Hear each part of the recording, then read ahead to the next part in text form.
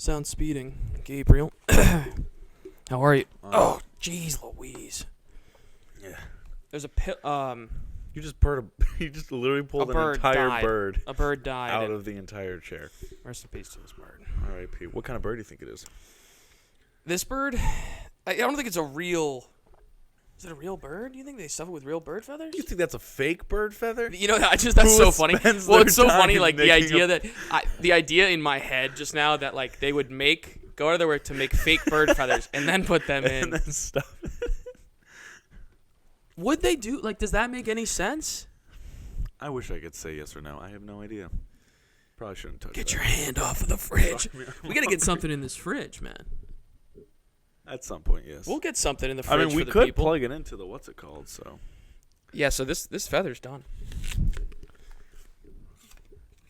You think they do that? It's like peeking here. You think they do that humanely? You think they pluck those feathers humanely, or for all those vegans out there? I'd like to think so. Yeah, because it's like pulling. It's like donating your hair for wigs and stuff. It's like maybe it's like that. You want to be humane. Animal cruelty's on the mind, I feel like, because of our movie today, for me. Ooh. Nope. Welcome to welcome to the Movie Addicts podcast. I'm Dale. And who are you? We need to clap. Well, we didn't clap. Oh, jeez Louise. We got all this banter. Again. Jeez Louise. All right, ready? Ready. Okay. Oh, jeez. Ready? 3, 2, 1. All right. Welcome to the goddamn Movie Addicts podcast. Again, your name is? My name's Dale. And I'm Gabe. Well, because people would have gotten the voices. If just over black, they would have just gotten the voices. They hear the intro. They're like, wait, which one's Dale? Which one's Gabe? But they're left in the dark, quite literally. Now they know. But yeah, Nope. This week we're doing Nope.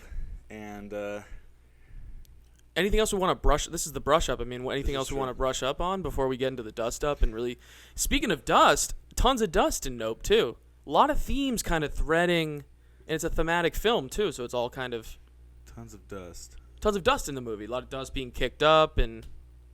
True. It's a desert. Fuck you, man. I really, you're not picking up any of what I'm putting really down right now, like you dick. Profound. I was like, oh, he just meant the desert. Yeah. There's a lot of for anybody who didn't know, there's a lot of dust in the desert. You're used to me not really thinking literally. You're used to me thinking more in exactly figures of speech and stuff. So I said something very literal there. I was like, dust. And you were like, what? I don't feel any dust on my heart. I don't feel smothered and yeah.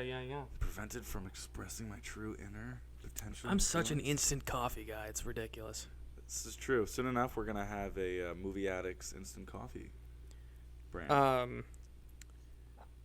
Yeah, we talked about it. I don't think we're gonna do that.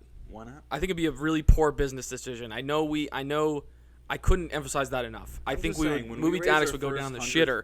I want to put zero money into it. If we raise $100,000, I think we should at least put $100,000 into the coffee. We'll make every dollar. I want to put in $0 and get everything in return. I want to renegotiate my contract. Yeah. I think we just attach. I think what we could do is just put our faces on.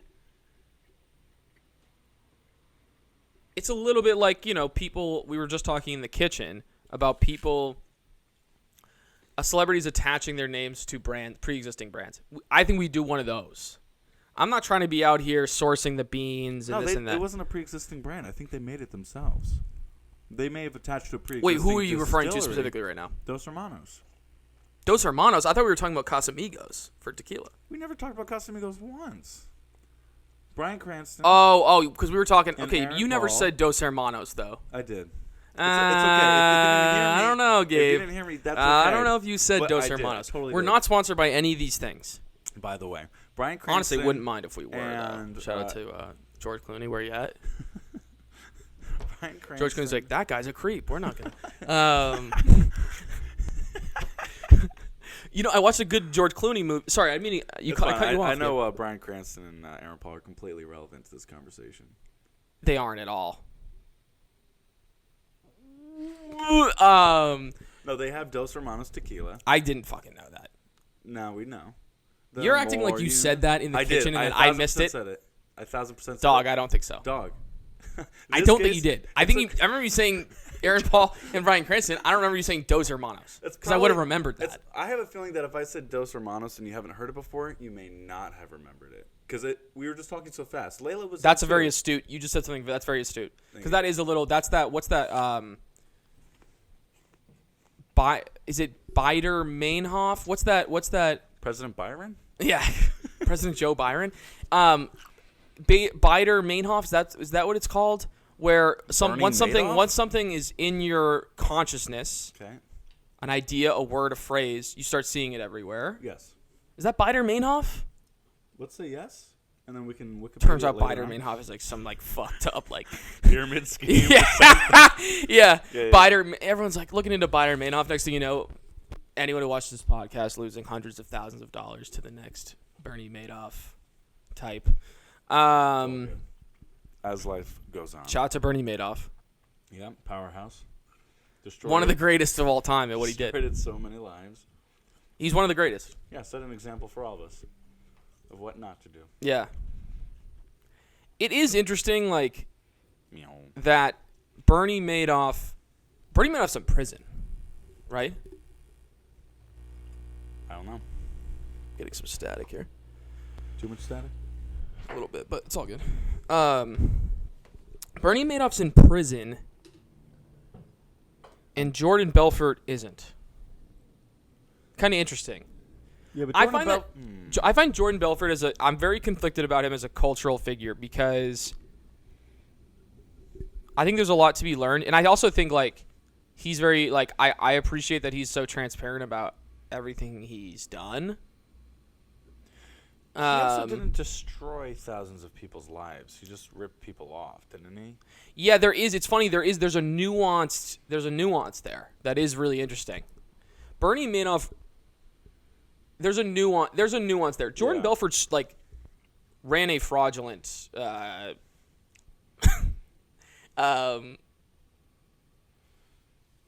stock trading company. That's true. Go on. That engaged in like illegal activity rampantly. Marty Scorsese, would you like to weigh in? Yeah. Cut to Marty's over there. He's like, yeah. No, I do want to be clear. I'm not making fun of Marty Scorsese. Is like my favorite filmmaker, period. So I'm not trying to make fun of Marty. Just in case you're watching. Shout out to holy shit. Dale believes in you. I love Marty. You know how much I love Marty. So much. Oh God, Marty, you're the best. Jordan Peele? He's a genius. Marty Scorsese is the best filmmaker, in my opinion, period. Is Jordan Peele the best filmmaker? No. Short answer, no. Listen, Jordan Peele, here's the reality, right? I think people put too much pressure. I think it's interesting. We'll get into Nope. I mean, anything else you want to brush up on? Because we're already getting into the dust up. We're already getting into Nope because we can't help it. We just sit around. You and I sit around. Here's the thing, right, to credit this film. You and I sit around, and the day before, yesterday, and today, we can't help ourselves but talk about this goddamn movie. Yeah. And that means something. That's worth something, isn't it? It totally is. Yeah. It'll bring it from a 1 to a 2. So let's get into it then. Let's start dusting up on Nope. It's battle to the death. I think that's so apt that the dust up is about a very dusty movie. Not figuratively, again, literally. Lots of dust in the movie. Am I tripping? Spoilers, 3, 2, 1. We're going to spoil the whole movie. Just so you guys know, there's a ton of dust in the film. Spoiler alert, ton of dust. You might not be able to tell from the trailer. No, we are actually going to spoil the whole movie, though, to be clear. Yeah, for sure. Because so if you haven't seen the movie, don't watch this film. If you care about spoilers, don't watch it. I thought I walked into this film with no expectations, and then I realized... Walked in with a ton of expectations. Well, when I say no expectations, I just assumed I saw the trailer, and that was it. Like, you know what it is? It's like, I guess... Speaking of dust, my feet are filthy. Just want to point that out. I guess what I'm trying to say is it's not that I didn't walk in with expectations. It's that I walked in and I didn't realize how many expectations I had. Does that make sense? I became acutely aware. Yes, it does. I became acutely aware of how many fucking expectations I had when it was over. And I was like, oh. And I wonder... It makes me wonder if that's unfair to Jordan Peele, which is one of the things I wanted to mention. I don't think it's unfair. Because the movie got so much promo, right? And the marketing campaign was great. Really well executed, right, across the board. Because people were so excited to see this movie. Yeah. And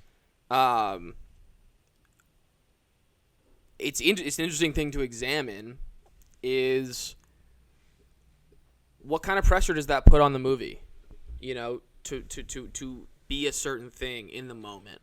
Because maybe, here's another thing, right? Maybe the movie will mean something different to us a year from now, 2 and 3 and 4 and 5. But the marketing campaign put a lot of pressure on Jordan Peele. Also, his first 3 films put a lot of pressure. Yeah. Like, in my mind, this film marks a shift in the kind of work that Jordan Peele is capable of and is also interested in. I think interested in is the thing I would underline. Because for me, I haven't seen Antebellum, I haven't seen Us. I've only seen Get Out. But with the kind of... What is Antebellum? Isn't Antebellum... Did he produce it? I thought he directed it as well. Antebellum is a pre-Civil War film that came out during the pandemic. We got to look this up. Can you look it up? I don't know at all what that is. I could have swore it was either that or it never came out, and it was canned before it even came out.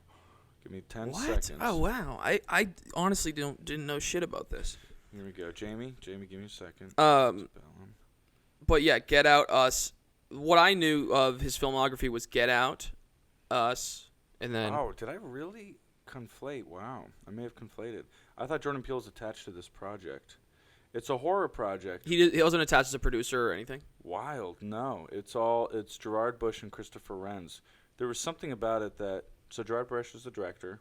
Christopher Renz is also director. It just, the way it was marketed, it felt very Jordan Peele-ish. He's not listed as a producer? It's distributed by Lionsgate. Because Jordan Peele produced, like, Candyman, for instance. Like, he's been attached to produce other shit. Give me 1 second. Candyman, I'm not a massive fan I haven't seen Candyman. I don't know. Candyman would push my point further, though. I was misinformed. I'm sorry, everybody. Antebellum is not related to Jordan Peele. But what you're saying is it felt somewhat derivative of the story. Peele 2020. Think stuff. Get Out was what? 2017, 2018. Get Out was I think 20. Wait a minute. 2018. I think 2017. Look that up. Confirm that. Yeah, while I'm on my phone. Get Out was 2017. Yeah. Okay, so Get Out was 2017. Then Us came out. 2019. And then 2020 was Antebellum, which is basically follows a 21st century African-American woman who wakes to find herself mysteriously in a southern slave plantation, which she must escape from. So, and just like the whole, it just felt so artistically within the world. Okay, sure. I'll have to show you the trailer. Even the poster. Yeah, absolutely. Yeah. But anyway, I mean, Peele's work has been. Get Out was extremely influential culturally, right? Yep. I mean, I didn't mean to cut you off. No, it's fine. I mean, going on Get Out's work being influential culturally. Really influential. On top of the fact that he did Us, and Mr. Dale pointed out, produced Candyman. In my mind, walking into this film, I just consistently think that Peele has leveraged all of his experience in comedy with a joke setup and a joke payoff, and has just switched genres to tension release cycles within horror. And he's done an amazing job doing that. And so walking into this film, I had so much expectation of horror throughout the entire film, especially in the climax.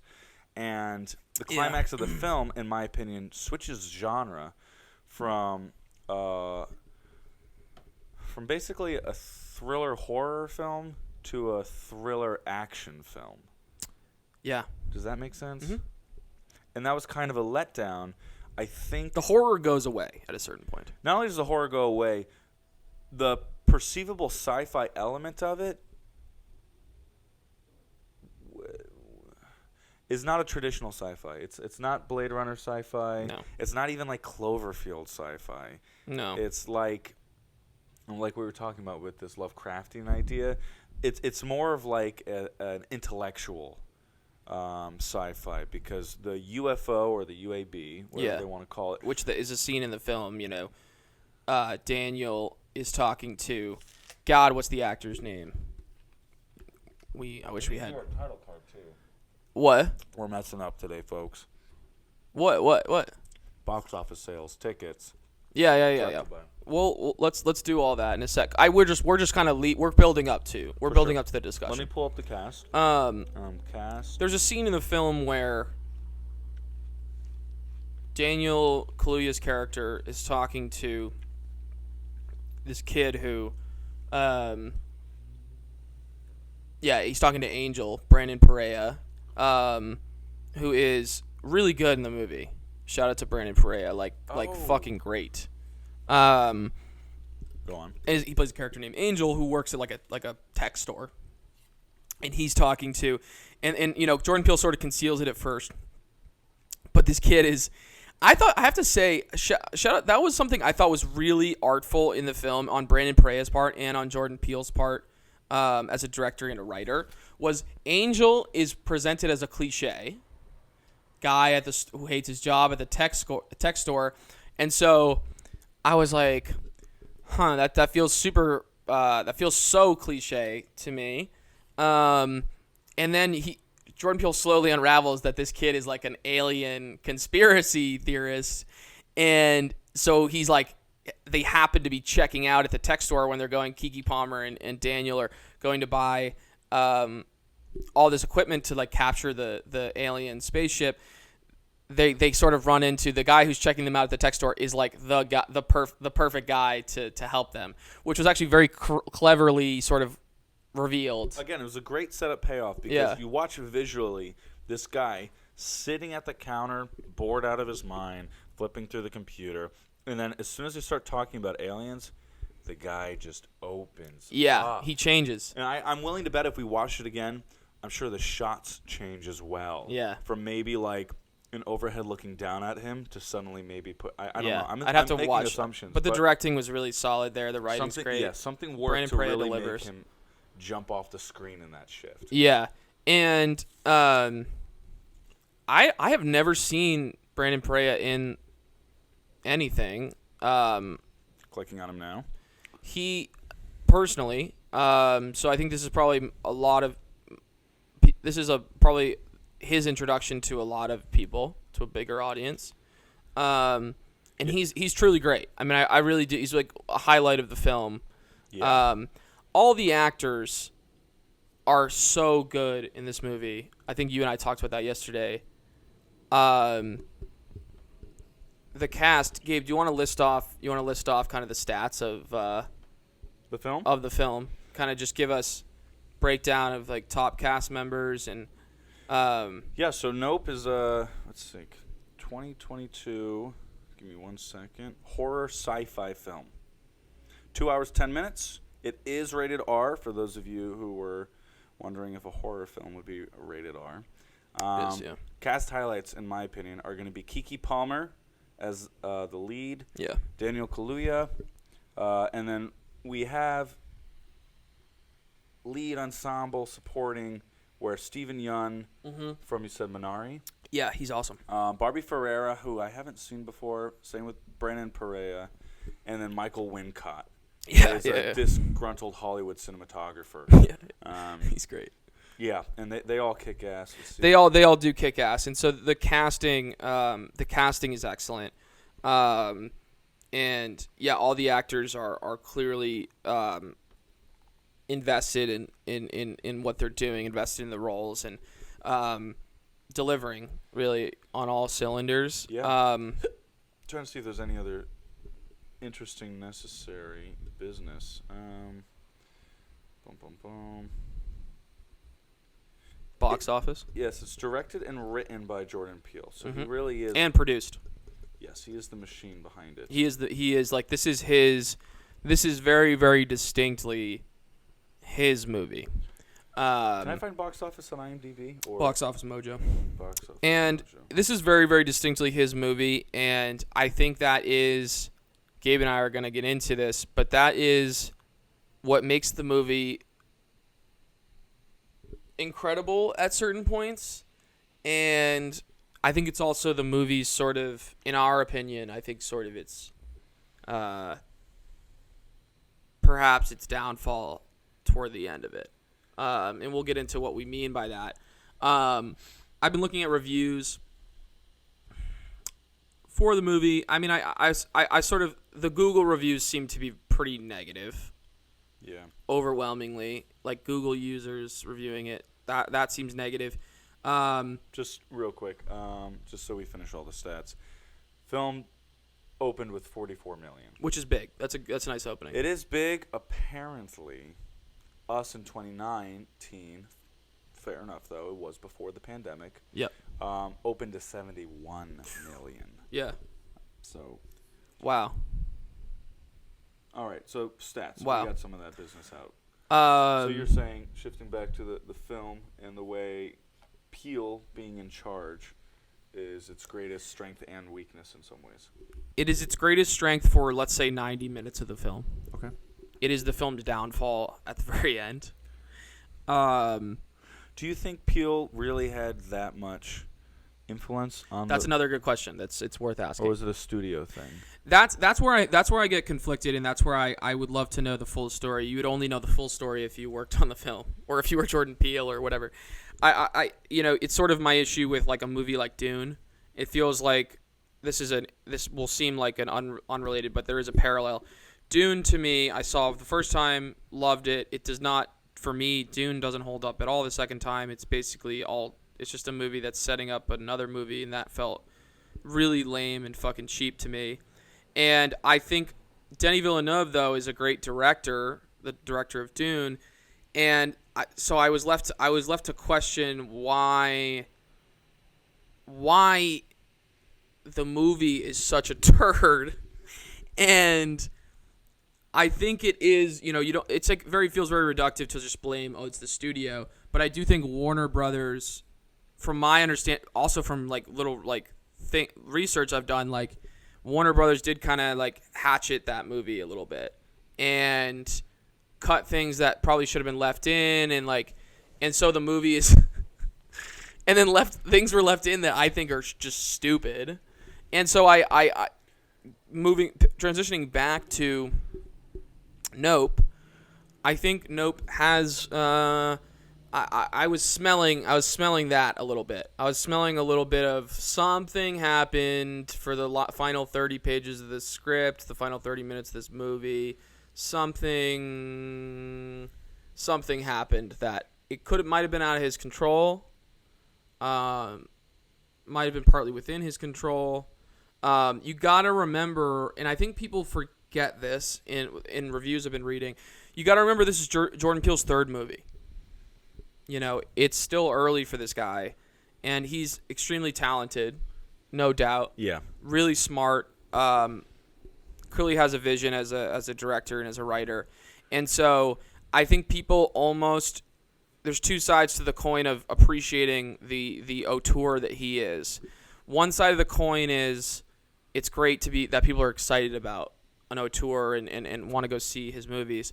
The other side of that is that I think people's expectations are too high and too specific. I think he's going to struggle with that. How would you define an auteur?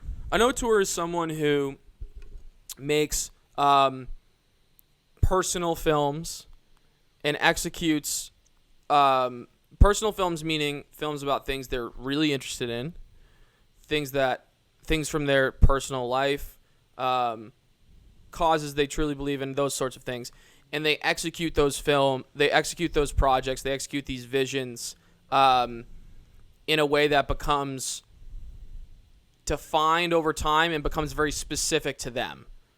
The subject matter is specific to them. The execution of the subject matter is specific to them. Can you say every director is an auteur? No. Okay. I don't think you can. Because for example, a director who just directs TV, that's, first of all, great career. Not shitting on it at all. That's not an auteur. Okay. They're executing the vision of a showrunner, a team of writers, etc. So what about like a household name? Just to name a few. Spielberg, Tarantino, Wes Anderson, Wes Martin Anderson for sure. Scorsese, Hitchcock. Scorsese. Yeah. These are all auteurs? Yeah, it's Greta Gerwig's an auteur. Okay. Lynn Ramsey's an auteur.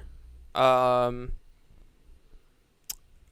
would argue that Denis Villeneuve is an auteur. I don't think Dune is an auteur's effort, which is why I don't like it very much in Villeneuve's like filmography. But yeah, those are auteurs, you know. And so in the case of Jordan Peele, I think this comes back to what I was pointing about earlier. There's a genre.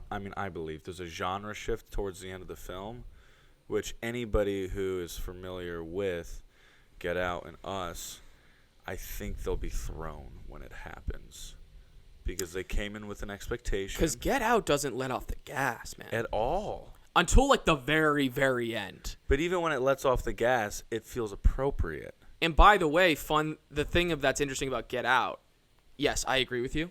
The thing that's interesting about Get Out is that Peele wrote and shot a different ending for that movie. Right, yes. Where Daniel Kaluuya's character, Chris, right, goes to prison. Yeah, and Rod's like meeting him in prison. Yeah. And think about it, right? That says a lot about, and Jordan Peele, says in interviews that he decided to go a different way with it because he felt like people needed a hopeful. They needed a hero. They needed they needed a hero. They didn't need a tragic figure. So he went with, which is interesting, and I buy it because that movie was rough. What? It was rough. Yeah. Not in quality, but like in experience for the audience. It was a lot. It's rough, but it doesn't. I respect the shit out of it not letting off the gas, and to me that's what makes it fucking great. I can safely say Get Out is great. There's like, I'm as a filmmaker, I'm gonna pick apart little things in it, and I'm sure Jordan Peele does too because it was his first directorial effort. But it's great. It was so influential culturally, and it doesn't give you any relief until the very, very end of the film. And I think with Nope, he could have done that. And I don't know why he didn't. It felt like I was genuinely horrified for 90 minutes. The most scared I've ever been in a movie ever. Yeah. Period. Ever. I was horrified. My stomach was like turning. And then he just abandons it. And I was like so puzzled. Let's get some examples in, because I'm realizing we're talking very generally. We're talking very generally. So basically, I'm hoping you've seen the movie because we're going to spoil the whole fucking thing. Spoil. So it builds to, there is a Daniel Kaluuya and Keke Palmer realize that there is a UFO, a UAB, whatever, in the clouds by their horse ranch in California. And the suggestion, I think, is that it's like Northern California. They realize this, and they're like, we got to get this thing on camera. We got to get like a shot of it. And that's what they're very fixated on. Aren't and they it seems near LA? What? Aren't they near Hollywood? Yeah, but I think the suggestion is that it's like San Bernardino, kind of like central, maybe. Definitely north of Hollywood. Yeah, now. north. Okay. And they decide we're gonna get it on camera and get a shot of it, and it's very like sort of almost playful. There's a hints of horror and like what could happen, but they're thinking along the lines of like the fun pop cultural thing of like, oh, I got the UFO on camera, and people are like, whoa, making jokes about it. And then it turns out this is not just a UFO. It's a there's nothing. How do you explain it? There's no like little green guys with big heads inside. The thing is the ship itself is a living thing, and it's basically just a monster. It's you could imagine it's like a flying sand dollar in the ocean. Like something that to us on Earth feels very ancient and primitive in the ocean. It's not a starfish. Like a sand dollar is kind of flat, and it has a very, it's not crustaceous, but it feels primitive and ancient. And yes, but also it also feels not of this world. It feels there's something about it. That's what I thought was so brilliant about Peele's choices there, visually. It feels ancient, but it feels futuristic at the same time. Yes. And it turns out this thing is not just a ship. It's a fucking monster. It's an animal that just really literally wants to suck things up and not interact with them or study things. It just wants to eat things. Yes. It basically just wants to eat human and animal flesh and then spit everything else back out. Basically. Shit everything else back out, so to speak. Yeah. And once you realize that, you're like, oh my fucking God. That's way scarier than the alternative, which is like, oh, there's going to be little green guys and whatever. Because the alternative is almost more fun. And then Jordan Peele also at one point plays with that whole imagery with a very scary scene where there's these little green alien people, but then it turns out they're just kids from the competing which I want to talk in that attraction. Later. I don't go wanna for cut it. you off. No, go for it. Okay, so there's a moment in the film where we don't know that it's a flying living creature. For reference, throughout the film, the story that Jordan Peele is telling thematically really talks to the way our culture commodifies living creatures for spectacle. Yes. And true. how that commodification can lead to the abuse of our subject that we are making a spectacle out of, and whether or not that spectacle, the living creature, will eventually yield to our efforts, or if they will retaliate. Yeah. Throughout the film, their horse ranch is an example of how horses can be broken and become our greatest aids. In fact, throughout the film, their horses were saving their lives repeatedly. There were other examples of a TV star chimpanzee that Gordy was in some ways you could say broken, domesticated, raised to be a television star. Yeah. And sitcom. something went wrong on set on the sitcom. Yeah. And he killed and mangled a few people. And he killed and mangled the whole cast except for one Basically, guy who is Stephen Yun. Yeah. Yeah. Anyway. And then the other example is this UFO. We find out is another animal in the sky. Yeah. And how different people with different opinions and needs are seeing this as an opportunity for their own benefit. So all this is taking place, but part of it during that journey is realizing that the UFO is, as Dale said, that moment where Daniel and Keke Palmer find out that it's alive and it's living and it's predatory.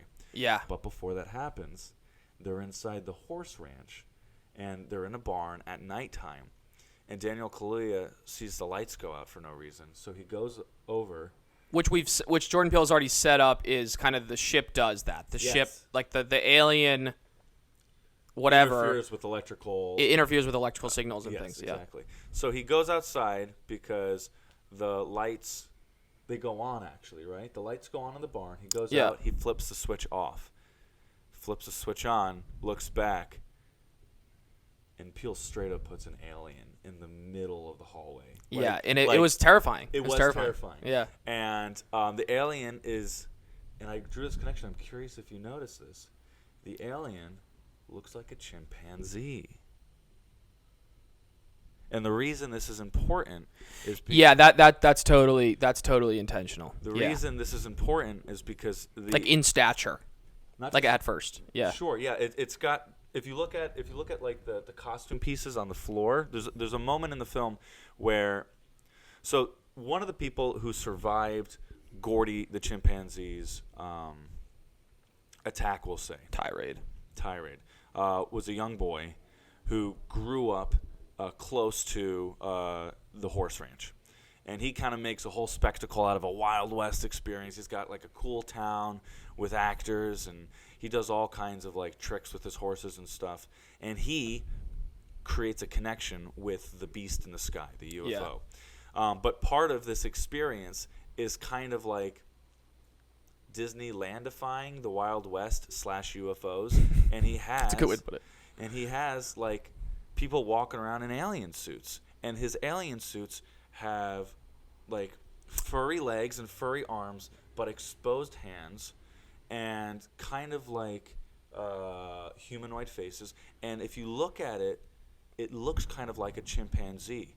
And I think this is an amazing connection that Peele did draw thematically, because once again, him looking at the sky is kind of a coping mechanism for what he dealt with as a child with the chimpanzee's attack. And now everything that is foreign to him... I can add on to that, but yeah. Everything that is foreign, but that he's still willing to try and trust, goes back to this chimpanzee traumatic experience. And he what he also does, and I thought Steven Yeun plays this. Steven Yeun's a really great actor, and he's been great in everything I've seen him in.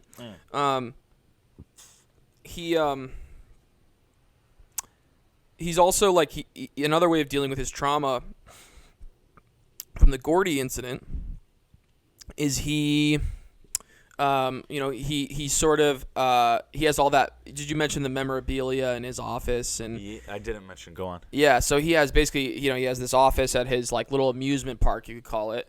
And Daniel and Kiki have like a meeting with him, and so they're Peele's setting up the character, and he has all this Gordy like memorabilia in his office, and Kiki Palmer notices it, and then he takes.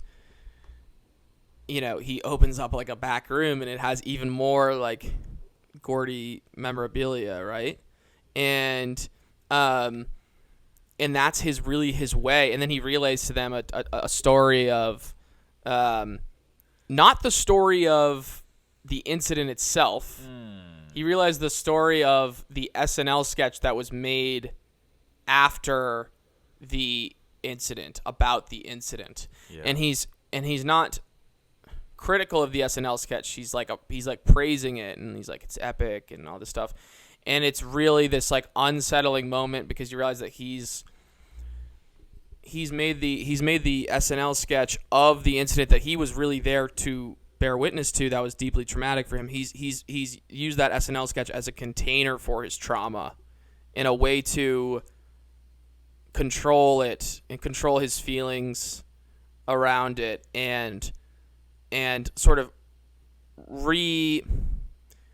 spin his trauma into something he can understand, something digestible. The control, when it's not digestible. It's deeply traumatic. It's what happens is to him was horrifying. I'm really happy you just used the word control, because that kind of made the connection in my head. Is something so traumatic that was outside of his control.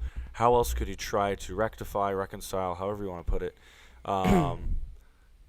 Literally experiencing the death of friends that he worked with on set, without perhaps trying to find control in other ways in his life.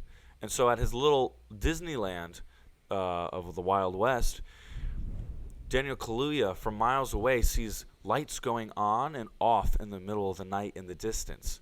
And it's the little Wild West practicing a show, which is later to be revealed as a spectacle of the UFO coming down and eating a horse. He actually manages to make a connection with the beast in the sky and feed it horses.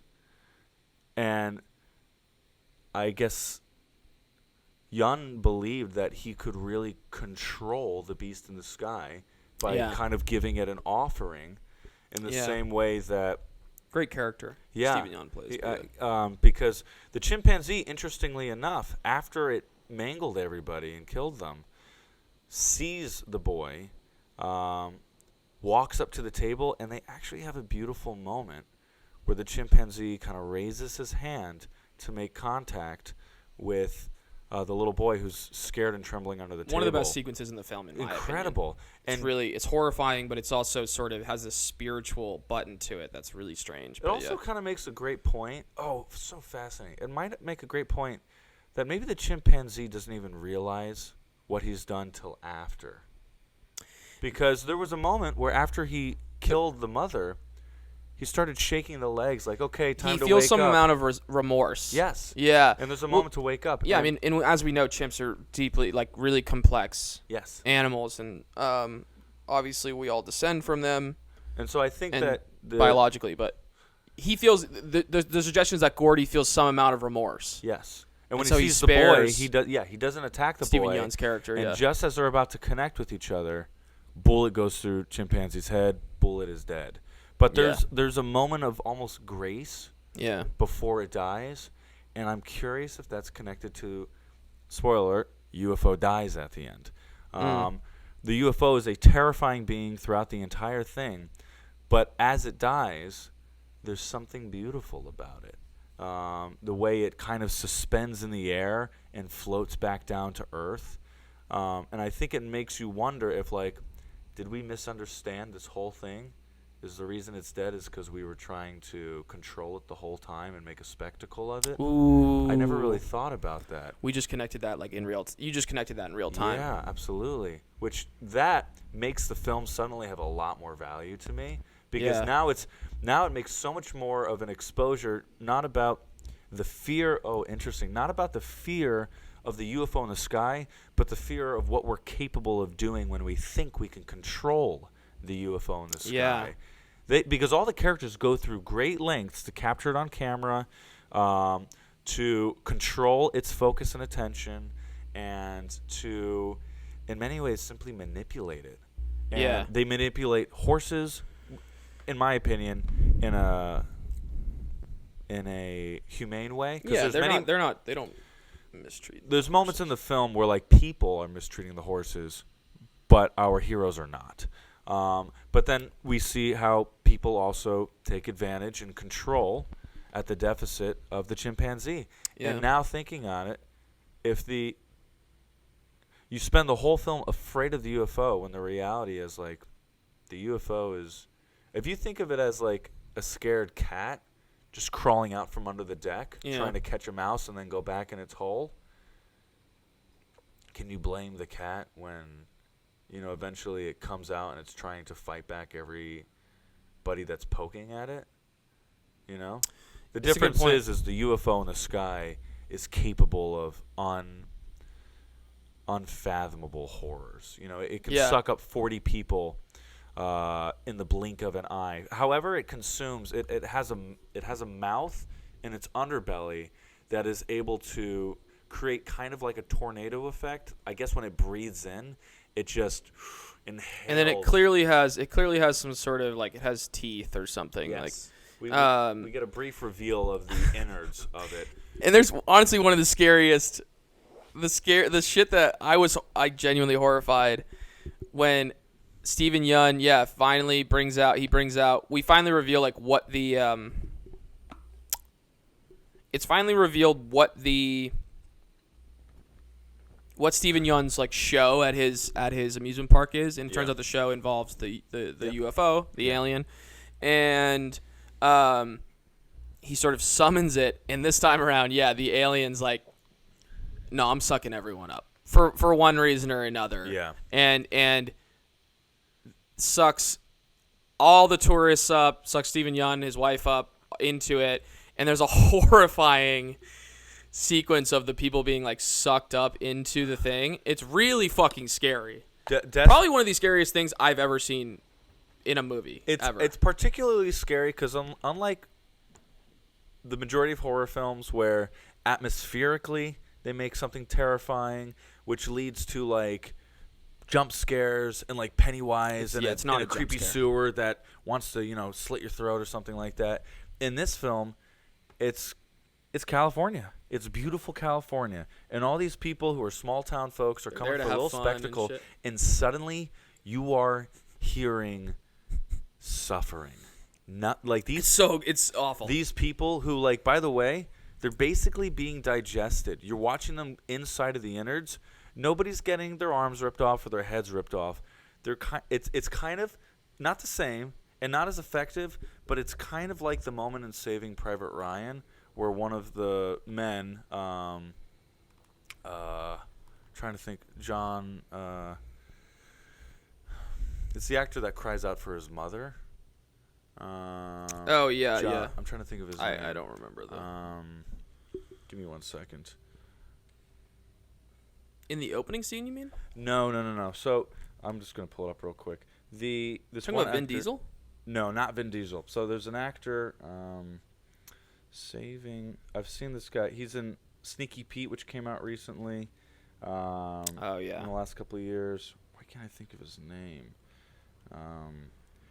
Now at this point, I just have to figure it out before this point disappears on my ass. Giovanni Ribisi. There's a moment where Yeah, Giovanni he's great. Ribisi gets, I think, mortally wounded. I think he dies, and he's crying out for his mother. And nobody's legs got blown off, I don't think. Nobody's, like, spitting up blood. You could just feel the kind of, like, I am broken. I am human. I will never see those that I love ever again. Yeah, it's horrifying because of the suffering. And Yes. Yeah. But Peele, of course, thankfully, in some ways because of the genre, starts with that feeling where people are kind of having like a "Where am I? Help! Help!" and then it just turns to like just screaming because they're probably being digested by whatever acid is in this. You know what I'm saying? Yeah. No, it's. Yeah. But then the alien also spits, to tie into the theme of spectacle, the alien spits back out the sounds of the things it's eating, which I thought was interesting because it's sort of like it's the attention grabbing aspect of the alien. When you say it spits out the sounds, you're saying that we can hear. We the can people. hear it, but Yes. very clearly. That's the way I was thinking of it, is spitting it back out. Yeah, it's terrifying because it's basically, this might sound like overtly. There's no need for it. It's a mouth, You were gonna say it's like an asshole or something. like a vagina or something like that. Yeah, but I saw people. I don't think that's invalid at all. I saw people sort of likening it to that on reviews and stuff. I think it's actually like kind of it's somewhat of a fair comparison. Sure, I mean, Based on the way it looks and Sure. But the main point is, if we think of it as a mouth, for instance, it's suggestive of just like an orifice. Yes, is what it is. That's it's just, always open, and it can inhale things, but it can also expel things as well. And not only does it expel, like, so it doesn't digest everything. It doesn't digest clearly like jewelry, metal things. Clothing, yeah. But in addition to that, I guess because of the size of the creature and because of how wide the mouth is, and maybe the way how exposed the orifice is, you can hear the people screaming from 100 meters above. Yeah. You know? Wild. Here, hold my mic real quick. I just want to check the camera. Yeah, it's the movie addicts. Gabe's checking the camera. It's not fucking recording. Why would it stop?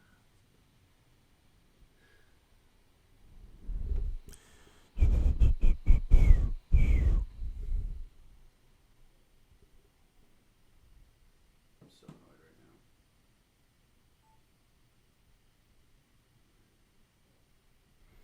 What happened, Gabriel?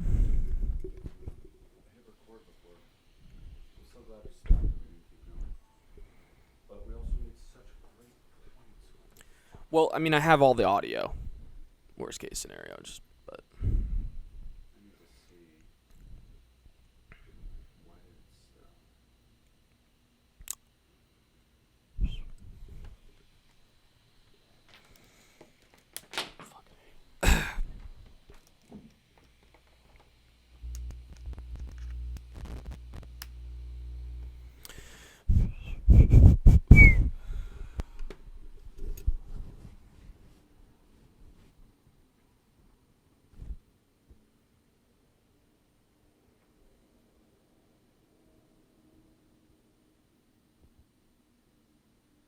What time is it right now?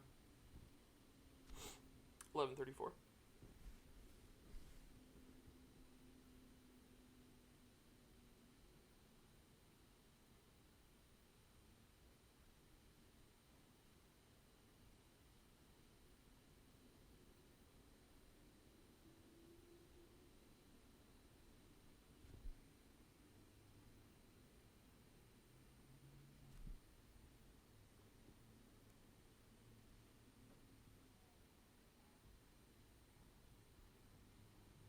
How long did it record for? I'm fast forwarding through right now because it's not giving me a timestamp.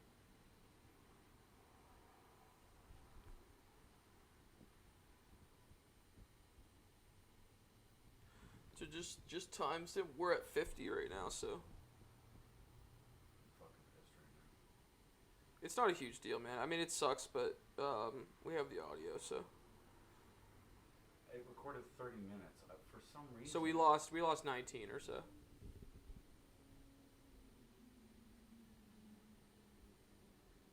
But why did it stop perfectly at 30 minutes? Is there something that tells it to only do 30-minute segments? And if that's the case, can we change that setting?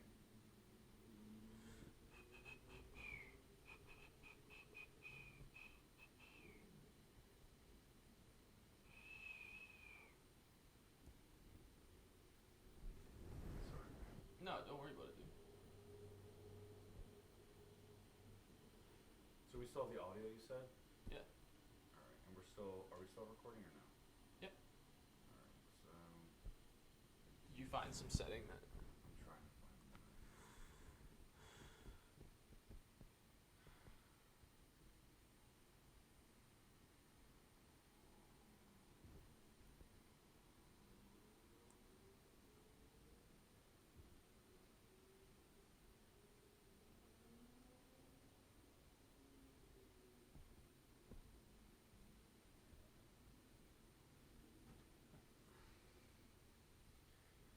There's no way we ran out of space. Summary A7S2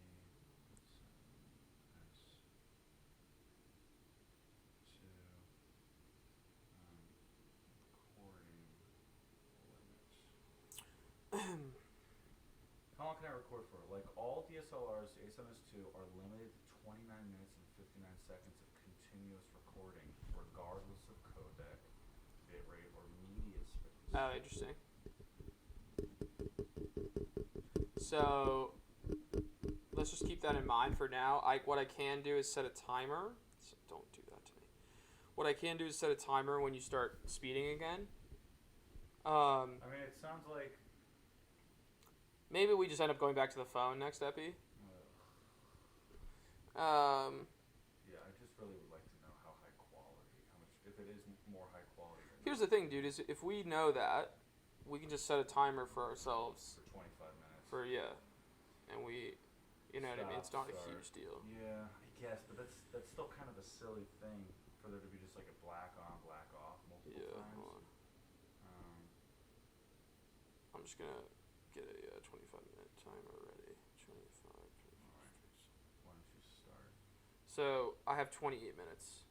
Ready to rip. Did you start? Not yet. Ready? Yeah, go for it. Cool. We're back with the Movie Addicts podcast. We're recording audio the whole time? Yeah. Here's the thing, folks. So something just went down. It's not good. Gabe threw items at me. I dodged all of them swiftly. Gabe threw a fit. We're all good now, though. We survived. Oh my goodness. What happened was the camera stopped recording. And I'm so glad that for our camera guy reason, got fired. He's not back there anymore. we let him go. Now We let him go. back there. Terrible. How could he let that happen? It's awful. We were making some goddamn great points about Nope. And, my oatmeal 'cause I'm here's the thing, Gabe. Let me ask you a question. Gabe's eating his oatmeal. Oh, I got my granola bar in my... Yeah, you do. That's going to bust out right when my energy level starts to dip. Go right up to the fucking moon. I'm still getting over the fact that... Are we changing our opinion on Nope in real time? We might be. We might be. We came in... You know what, though? That makes me glad that we didn't record the next day. We gave it 2 days. We were so pissed. We were pissed. Guys, we were legit Let's talk about why we were pissed, though. Because I kind of alluded to it. Let's dig into it, and then we can circle back. Let's talk about everything we felt like they set up during the film. The father... By the way, I still think those points are valid. I still feel a similar way about the character points. Yeah. Jordan Peele does a great job setting up character and introducing you to interesting characters, and I mean across the board. The to me, the worst, least interesting character was Michael Wincott's cinematographer character. I just felt like he was a caricature, sort of a mouthpiece for theme, and it felt weak to me. Yeah, I'd like to go through it. Let's hit character after character, okay? Yeah. So we open on Daniel Kaluuya with his father, and they're at the horse ranch. And so we're establishing a father-son relationship. Basically, the father dies in the next couple minutes, and then cuts to 6 months later, and now Daniel Kaluuya. But why does the father die?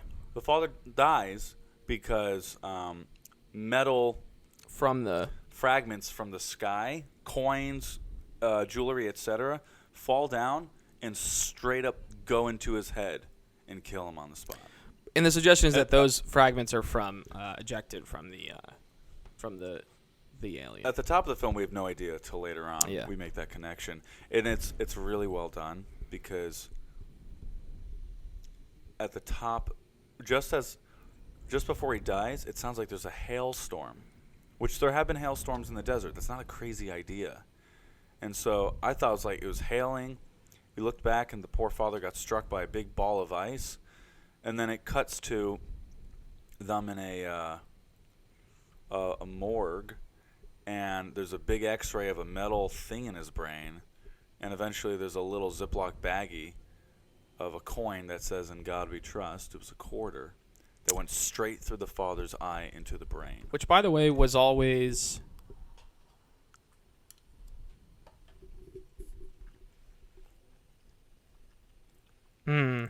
I felt like Jordan Peele was going to come back. I think it was interesting, like, the idea of it being a coin, obviously imprinted onto which is "In God We Trust." Because I thought Jordan Peele was going to come back to something related to Holy the alien shit, being God. But I don't think that's... That connection wasn't made, but the coin that killed the father... Yeah. Kiki used a coin at the end of the film to capture the thing. Yeah. Holy cow. Yeah. I mean, that's some crafty shit, right? And so I think, like, that's the thing is I think Gabe and I are changing. Gabe and I were a little pissed about how the movie wrapped up when we got out of it. We're going to have to call it a clock up. That's what I think. Yeah, it's going to be a have clock to up. call Not a cock up, not a lock up, it's a clock up. Because there's some really crafty shit in here, and we're definitely realizing that now. There's some shit for the intelligent viewer to really piece together. Well, let's not get too distracted. But the relationships, right? But the relationships, the characters, the dad is set up as being important. And then I think we lose the emotional resonance. Right. Because it's clear of whatever the father's death means. Right, exactly. The children are affected by it. Yeah. But once the alien shows up and they realize it's there's never like, we're doing this for Dad. Yeah. Or like, finally we have a reason to come back together because Emerald, Keke Palmer, is like not living on the ranch anymore, and there's separation between her and her brother. There's none of that. None of that's ever discussed. I guess Jordan Peele was going for like read between the lines. Yeah. But I didn't feel like it should have been hit on the head just a little bit more. Yeah, and I think I think we are robbed overall in the movie of a full development of Keke Palmer's character of Emerald. Yeah. I think we're robbed of that. I don't think I knew enough about her by the end. I think I knew more about Kaluuya than I did about her, and the movie really ends with her emotionally, as you and I discussed yesterday. Yeah. And it really ends with her emotionally and sort of a final image of Kaluuya. Yeah. And that's what we end on. But if we're going to end with her emotionally, I feel like we need to know more about her character. And I don't think we did. I guess that's the next thing to ask ourselves is... Which begs the question, what got cut from the movie, et cetera, et cetera. Well, I was going to go as far to say is, why did Jordan Peele feel like that shot of Daniel Kaluuya on the horse was enough? Here's why I think. That frame that pays off on something. Because it's the black man on the horse. It's framed through. It's a frame in a frame with the black man on the horse, and sort of like reframing what that means. because it's also the opposite direction as the original shot. Yes. There's a lot of smart directing in there, and a lot of thought clearly went into it, but I agree with you. I don't think it's enough. Jordan Peele clearly thought it was enough and took the risk to let that be enough, and for me it wasn't. I don't think it was for you. Yeah. Which, in my opinion, I don't like that there's going to be a lot of people on the film, a lot of people who watch the film, and they feel moved and they feel it's powerful, and they also feel like anybody who doesn't feel the way is kind of dumb, because that's something I've been noticing on the online discourse regarding this film is people who say they don't get it and don't like it end up being called stupid. Yeah. And I think that's very unfair because not fair, Jordan Peele is clearly doing something powerful, but for, not to try to draw boundaries, but for we'll say the entertainment or the intellectually elite, the cultured, oftentimes people in cities, in comparison to just small town people who want to watch a good scary film, the Google reviews are kind of killing it right now, and it's because they're killing. Explain what you mean. They're shitting on the movie. They're shitting on the film because I think just a lot of people like us walked in with the expectation that we were going to get a epic homage to 50s horror films, and again, it was epic up until the moment where the film kind of loses focus of the relationships. Yeah. They start being able to destroy or stop the beast, but everyone's character motivations started changing. Okay, so another thing that me and Dale didn't It's not the most, just to put a exclamation point on what you're saying, it's not the most accessible, now that we're really talking about it and really breaking it down, it's not the most accessible movie ever. Which kind of bothers me, because not that it has to be accessible, it's fine if it isn't. But it's if it's going to be marketed in the way that it is, and hold the place in the summer release slate, summer box office that it is, it might have to be a little more accessible. And I think that's just a reality, because and that's always a tough call to make. We talked about that with Top Gun. Yeah. Tough call to make as far as accessibility. Top Gun is extremely accessible.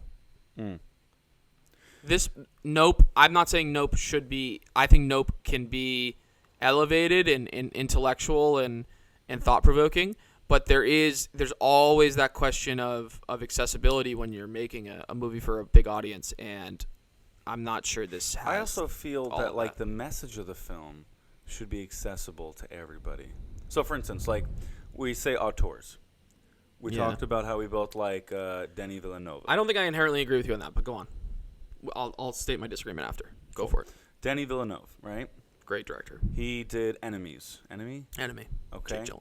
Jake Gyllenhaal. Yeah. And that film feels very conceptual, high-browed. Yeah. And there's something about it that you can access it because of the casting of Jake Gyllenhaal, but you walk out of that film and you're like, what did I just see? Yeah. What does it mean? And you kind of have to accept that most people are just kind of like, I don't know, and I probably don't care. That movie's not for most people. Exactly. No. But this film, I feel like towards the end of the film, loses focus of who its audience is, in my opinion. And because of that, I don't think you're wrong about that. Because of that, I think people get confused in the lack of clarity. Yeah. And they kind of just throw their hands up in the air. And the reason I say that's a problem, especially for the themes pertaining to this film, we live in a time where everybody is constantly on camera. We're watching TikTok stars film homeless people who are forced to accept food. We're watching people catch thieves on their front doorstep with Amazon security cameras. We're watching just like everybody go out and have a good time at a pool party. Everything is constantly on camera. Everybody's a spectacle to everybody now. And so I think the fact... And Jordan Peele's definitely, to be clear, is definitely getting into that. For sure. It's on some level, yeah. Absolutely. And I think the fact that that theme is being lost on most people is a problem. You okay? Yeah. I think it is a problem. Yeah. Also, to double down on that theme, which I think is interesting, I read in a review that they were alluding to this somehow, is that it's interesting how the very thing that we create a spectacle out of, and we get so wrapped up in the chase, the capturing of it, eventually it takes you prisoner, and the only thing that's left of you is the things that don't matter. Which is why the money, the metal. The ship is that's why the alien is a great metaphor. Yes. Because it just fucking eats you up. Yeah. And you have to, the thing we haven't talked about yet is that you have to, Daniel figures out, if you don't look it in the eye, if you don't look at it, it won't kill you. Which is also fun. I think the directing is really fun there because Jordan Peele frames when the alien's kind of chasing them around in multiple scenes, the frame is so wide that it forces the audience, like we watched it in IMAX, which is epic, and it forces the audience to look at the thing if it wants to know where it is. Yeah. But then the character, it's a really nice conflict within the frame because then the character can't look at it, but we're looking at it. It's creating dramatic irony. It's great. It's great. It's smart directing. Listen, there's smart directing throughout this fucking thing. I love the scene in the fish restaurant where they're having I thought this was brilliant. They're having a conversation. Angel, Emerald, and Daniel's name, I forget. Yeah. The three of them are having a conversation in the fish restaurant. They're sort of like fucking around at first, like talking about, I love fried fish, whatever the fuck. Yeah. By the way, so many great things happening in that. The choice of it, the thing they're eating being fish, I thought about this. It's one of the only animals that we eat without needing to prepare it. This might be like really convoluted and I'll hear it. Go but for like it. it's so you catch fish while they're alive. Okay. Like it's the closest parallel to people getting sucked up into the ship and being eaten alive. Interesting. Because we catch fish when they're still alive. We keep them alive until we like chop them up. And people eat sushi all the time. Yeah. People eat fish without even having to really prepare it. People eat fish raw. Yeah. It's one of the only things we eat raw. Yeah. And so I just thought that was Jordan Peele like having a little fun. Yeah, for sure. You know. But again, that's very high level shit. Yeah. That's not shit that like anyone's gonna like realize. No. And in that scene, there's the fight. They're in the fish restaurant, and they cut to a 3-shot. You know, it's pretty wide. I would call it like a medium wide with like some deeper framing, and you see these kids outside getting into a brawl outside the restaurant. And my attention personally in that scene went to the fight happening outside, and I missed about 5 or 6 lines of dialogue in the scene, which again I think is intentional. Yeah. Not even I think it is intentional because Jordan Peele's making a point about like what's actually happening at the table is really important, but you're gonna focus on the fight outside. It's brilliant shit. That's smart. That's smart directing. Like it, but it's again. High level shit, man. It's not like the most accessible shit ever. Yeah. Wow. I dig it. I think it's sick. I feel like there's some connection. Maybe this is like a loose connection that I'm drawing where like when dangerous situations happen, people are less likely to jump in and help than they are to film. Because I didn't feel any distress about the fight. I was like, oh, that's fun. There's a fight happening in the background. Right. You know what I mean? Yes. And I literally missed. They're still talking. That's the thing. It's if I went back and rewatched the scene, I could choose to focus on what they're saying. I missed like 5 or 6 lines. I have no idea what they said in that moment of the scene because they're still talking. They said some important shit. I totally missed it. Yeah. And I bet you what they say. And did you have the same experience with that scene, or did you feel like you were hearing what they were saying and you didn't notice the fight? I remember having to choose to not pay attention to the fight. So I chose not to pay attention to it, but it took me 5 to 10 seconds. I get that. Yeah. Yeah, I really do feel like Eating my granola bar. Totally. This is so tough because I don't like the idea of watching a film and then having to talk myself into enjoying the film. Because there's no doubt watching the film, my visceral initial reaction was that this film completely let me down. I've waited 2 years for it. It is so exciting to finally see another Jordan Peele film on the screen. And you know what? He did a complete rug pull at the end, and I was freaking pissed off. But now we talk about it from like a very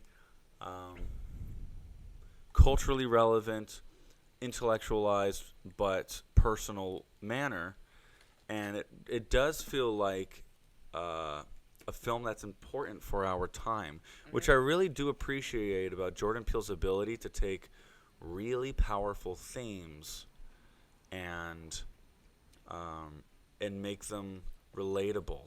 I also kind of want to underline, I think it's important for us, for better or for worse, whether like, privilege is a part of the conversation or whatnot, but we watch the film and we talk about the commodification of animals and this and that and the third. The film literally starts with what is known as the first shot ever caught on camera, which is a black man riding a horse. And, Jordan Peele tackling social causes and racial issues. There's no overlooking that in this film as well.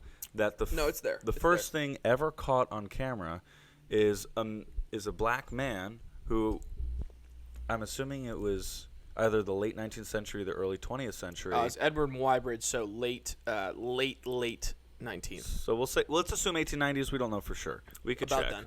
Yeah. And by the way, there's a statue of Edward Muybridge on the campus at USC. Really? Interestingly. That's cool. And of course, there is no statue of the man on the horse. Right. Which is Jordan Peele's point. Exactly. It's a good fucking point. It's a great point. And it also kind of alludes to not only the like, why this, not that, but also the not that. What kind of spectacle were they made out of their entire life? It is fascinating when you think about it. It's really fascinating that no one knows the name of the man on the horse. Yeah. Because we know actors, we know personalities on camera, we know stars from the fucking 20s, 30s, 40s, and we don't know.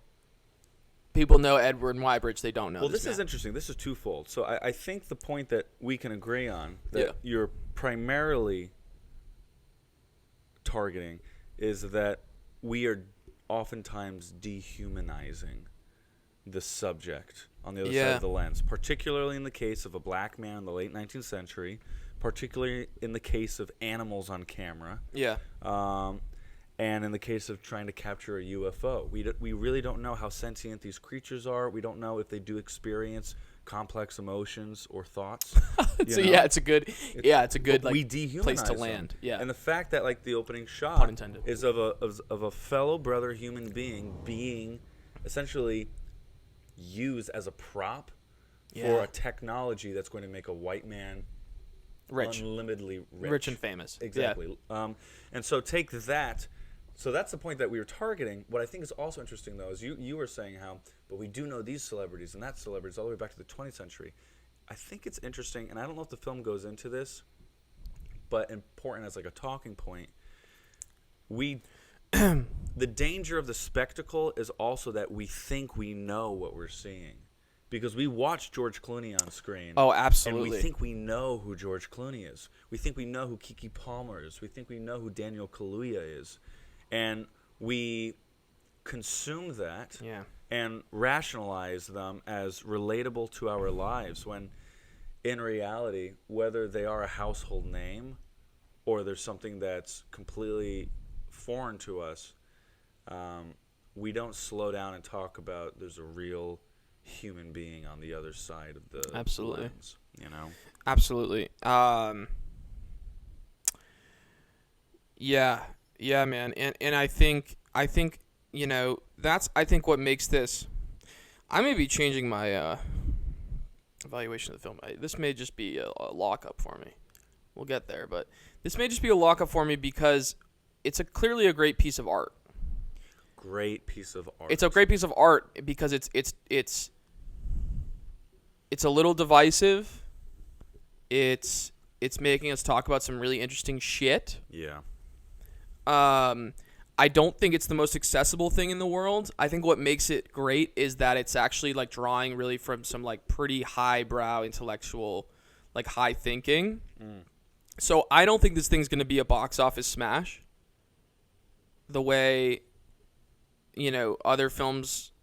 Like, I don't think it's going to be the summer box office smash. Like, if I had to, like, chart, because I agree. You also mentioned, like, smaller opening than Us. And Us is way more accessible of a cinematic effort than this. Yeah. And it's not going to be that box office smash, but it really it's sticking with me, to the film's credit, and it's am I frustrated with certain aspects of it? Sure. And I like making shit. I say this, but I like when shit is a little more accessible. Mm-hmm. But I also like that like highbrow kind of elevated shit. So where this will stand, what my relationship to this film will be in a year, 2 years, 3, 4, 5, I don't know. But it's making us think about some pretty interesting shit that I don't know if I've seen a film recently that has made me think about those things in such a deep way. Yeah, it's the first. I mean, for me personally, it's the first time that I ever considered that, like, animals, UFOs, whatever, we turn them into subjects to be observed and tested, and the reality is, like, is that really any of our business? Is that fair and respectful? Is that treating others the way you want to be treated? Yeah. Because I think we justify everything in terms of, well, we must know. We have to know. There's more to be known. And if we don't know, we're in danger. Yeah. And with the pursuit of knowledge comes something that is being sacrificed. Absolutely. And they have that scene where they're like, well, what we're doing is good, right? And the answer is really no. Wow. That's what's interesting, is the answer almost seems so obvious. They're like, what we're doing is important, right? Is it? Which is why I think Jordan Peele probably at the end makes an attempt to just bring the film back to brother and sister. That's probably why because that's what's important, like getting the picture of the thing. That's what I was wondering at the very end. She gets that picture of the thing, and I'm like, who fucking cares? Right. And maybe that's I the have a point. feeling Who that's cares? the point. Yeah. I'm like, you got this stupid, you did all this for this stupid Polaroid Picture. Yeah. thing. You almost died for this? Like, why? Right. Like, what's the fucking point? But, yeah, you're right. Maybe that is the point. That the pursuit was they almost lost their lives. Yeah. Thankfully survived. Yeah. And now all they have is each other and a Polaroid. And, like... And some people died. Other people died for it. The DP, he died. Michael Wincott dies. And the reality is... Wait, does Angel die? No, he survives. The barbed wire saved his life. Why do you think Angel survives and Michael Wincott doesn't? Like, why does Angel survive? I think because Angel was willing to look away. And Michael Wincott can't help himself. He couldn't help himself. As he was dying, he was recording and watching. Yeah. And Angel was like, die or look down and tie the barbed wire to my body. And that's what he did. Yeah. He did it too late. Yeah. And got hurt, but he still turned away. Totally. No, I think it's great. I think that's what Peele's getting at. Yeah, it's interesting. It's like a movie that's making you think about, like, when is it time to, like, put the phone down. Put the phone down, put the camera down, and just be okay with something not being immortalized. Like, what are we immortalizing? Yeah. What are we immortalizing, and what are we not paying enough attention to? Interesting. We're not paying enough attention to the humanity of each other. Okay. And that's in there, it feels like, in the movie. And we're paying too much attention to other people's suffering. And feeling the need to put... And that is why the TMZ guy is in there. I was about to say that a second ago. That's why... That's because that's what TMZ represents. It does still feel corny as shit to me. But it's also like, I do get it. Yeah, dear Jordan Peele, if there's any critique I would give, it's that I think Dear Mr. Peele. I would at least put it out there. Maybe you didn't have time. Maybe you already captured it because you're smarter than me. But I personally feel like at the very least, there should have been one or two other TMZ moments in the film to set up for that death. I agree. It felt very just out of left field. It's like, oh, and by the way, let's double down on the theme, and so we're going to put a TMZ guy in the film. And I think if it really is about spectacle and the capturing and pushing and prodding and everything else we've been talking about, people's like being unwanted subjects of other people's gaze. Because that's what TMZ. I fucking hate TMZ. Yeah. I really choose 90% of the time, even if I see something, a TMZ thing on YouTube or whatever, I choose not to. Usually choose not to watch it because it's fucked up to me. It's not. It's just not. It's so funny, like. You know what? When it's so funny when like people who work at TMZ think they want to be respected as like legitimate journalists and things, and I'm like, you're just not. Right. Sorry. Yeah. Like, you're an asshole. Your brand is built on being an asshole. Your brand is built on treating people like shit and exploiting people's all day long misfortune, and it's fucked. All day long you could say, well, we're giving the people a slice of life. Fuck you. You're stealing the slice of life, and you're giving it away for whatever price you make. We're at 28. We are? Yeah. Okay, great. But I don't want to lose this point. Yeah, man. So. Yeah, yes, sir. We gotta reset the camera here, and I'm double miking right now. But yeah, I mean. Wait, hold on. Recording again. Great. Cool. Okay. So what I was gonna say. We did our camera break. We're back. I think a great opportunity for the TMZ moment earlier on. Yeah. Would have been. Maybe a moment where something with Kiki would be my guess. I was gonna say with Stephen Yeun's character. That's a good idea. I think Stephen Yeun, after he survived the chimpanzee, we could have had a moment. Yeah. Oh, this would have been sick. So Jordan Peele, Keke Palmer asks Jordan. And it begs the question, by the way, if there was something in there that got cut. Right. Keke Palmer asks Stephen Yeun, yeah, but like what actually happened? And he says the SNL sketch. It would have been great if it was the night of the SNL sketch. Yeah. And he was allowed to be in the audience live, and a TMZ person came up to him and said, that would have been great. Yeah, but like what actually happened? And he's like, this is what happened. And then it would cut to, at the very least, that would have been a nice little setup to, again, there are people out there who are trying to profit off of your suffering, and I don't know. I would have liked to, if we're gonna take an opportunity to include that as part of the, I don't know, mythos, ethos, whatever feels relevant to this. I think the TMZ I have a parallel to draw as well. The TMZ thing felt kind of like the 9th or 10th bumper sticker slapped on the back of a car. A little bit. But the problem is the bumper sticker's so small that like I get it, but like I'd like to see more of it. Yeah, and to me, there's also a parallel to be drawn here. In my opinion. Did you set another alarm, by the way? Yes, sir. Thank you.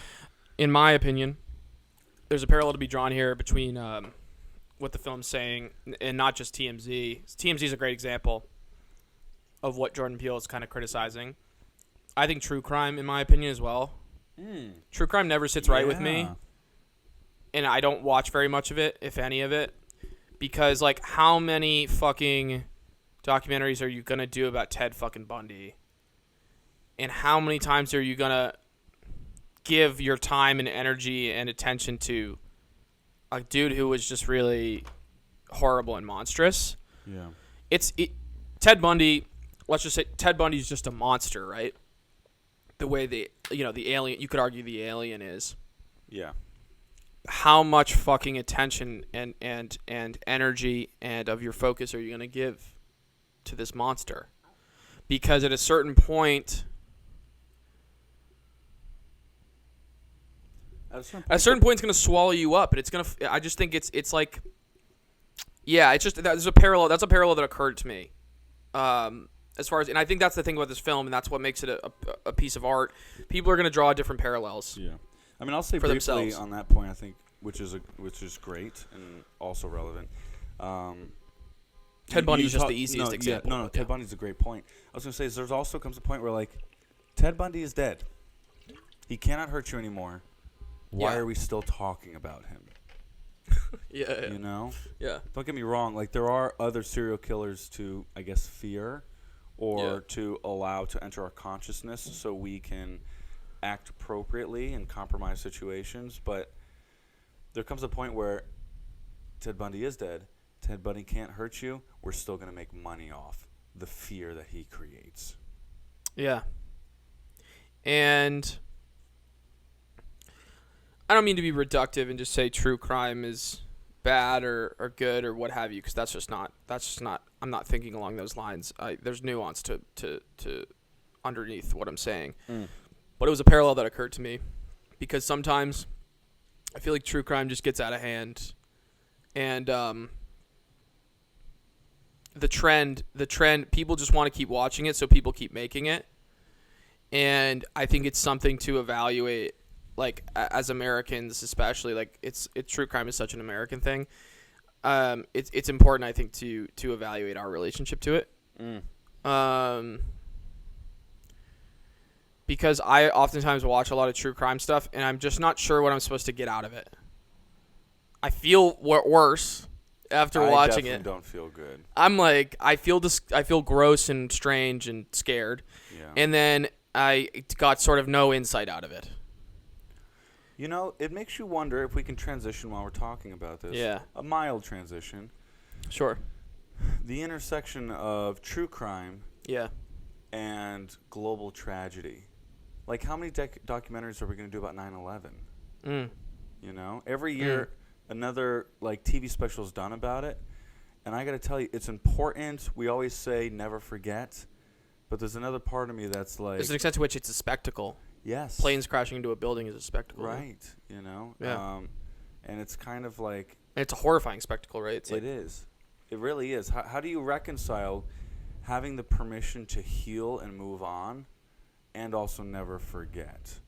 And I don't know where that is, but that happens a time again. That's what makes it a complex theme, right? That's what makes it art, and that's what makes it... that's what makes this movie art, that it's making us think about these things in a complex way. But I was going to say earlier, you made up the great point of, like, Keke Palmer's going for the shot, gets the shot, looks up, and it's her brother, and that's really what matters. That's the shot, right? Not only is that the shot, but I think what's really...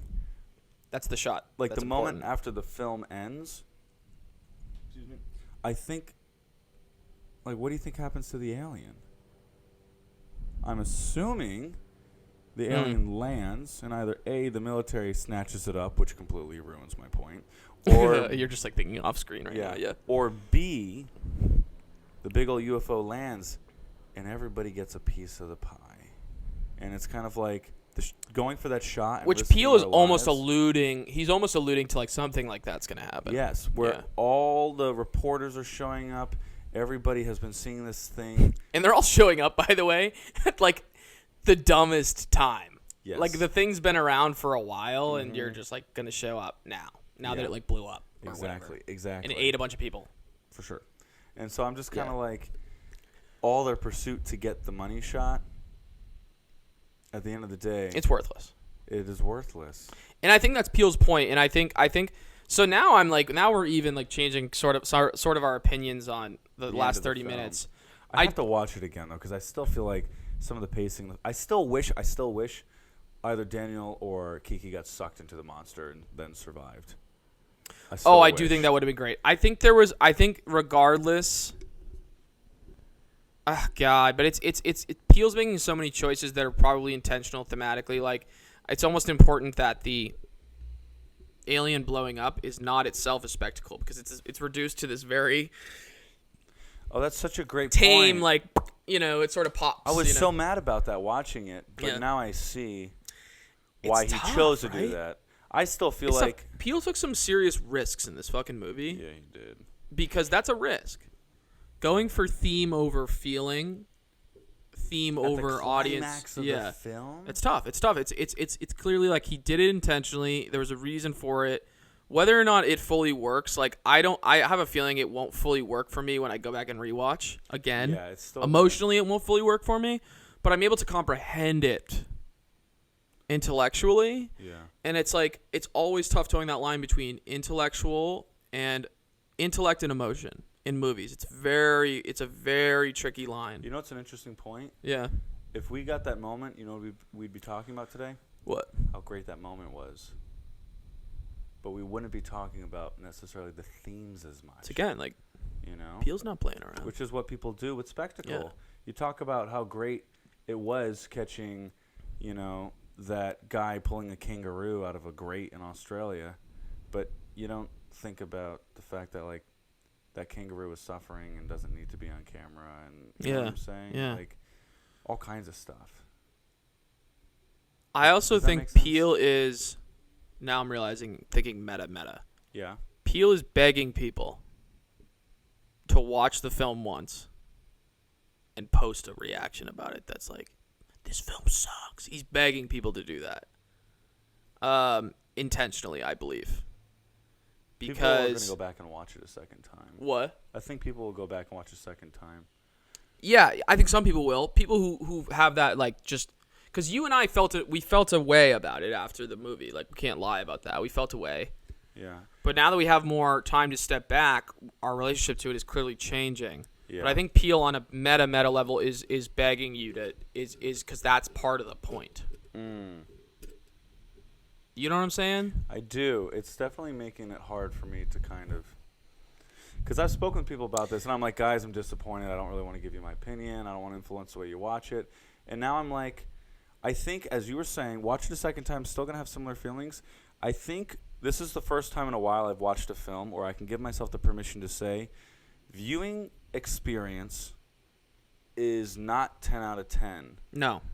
but the takeaway Is surpasses all expectations. yes.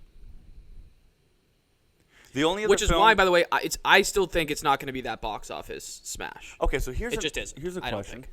Anyway. I watched the It duology back in like 2016. I haven't seen those movies. Okay, Full so this is something I think we should watch together at some point.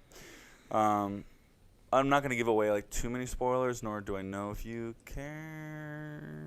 I don't care. Okay, so for those of us who have seen it or not, again, I'm not going to go really too into it. The point is, that film, I felt like, did a fantastic job with spectacle and with theme. The central theme of that film is basically, how do you handle your fears? Do you allow them to control you, or do you control them? And in that first one, the second one is not perfect. The first one, I think, is damn near a perfect film. I would like to watch it with you. A lot of people think it is terrible. They think it's like kind of a cringy, hokey horror. For me, for somebody who like enjoys a good jump scare and doesn't feel exhausted by maybe one too many, the film really focuses on these kids going through puberty, realizing their deepest fears, and by the end of it, destroying the fear. You know, one of the little boys breaks his arm, and some bully writes a loser club on the cast, and somebody comes over with a red Sharpie and crosses out the S and turns it into a V. And it's kind of cheesy, but the other part is like, what are you going to choose to do? Are you going to choose to let the bully tell you who you are, or are you going to choose to tell yourself who you are? Yeah. And in my opinion, the point I bring it back to Nope is that I do think, still feel this way, Nope could have found a way to lock in a more palatable spectacle, still delivered on the themes, and had people walking out thinking about it. Because I was thinking about it for weeks after that film. I felt terrified, and yet so humbly empowered to take control of the fears in my life. And I do think that I'm grateful that Nope, that I've watched Nope. I'm grateful that I can take lessons from it of like, who am I? Who do I see as human, and who do I see as subject or spectacle? Yeah. But the viewing experience itself, I will always be mildly conscious of the fact that whoever I share it with might not enjoy it as much as me. Yeah. Whereas like as long as someone's okay watching a horror film, I think it's going to be electric. Yeah, and so it's like, I'd like to put that on the list, by the way. yeah, absolutely. Yeah, man. It's I think Clock up? I'm gonna give it.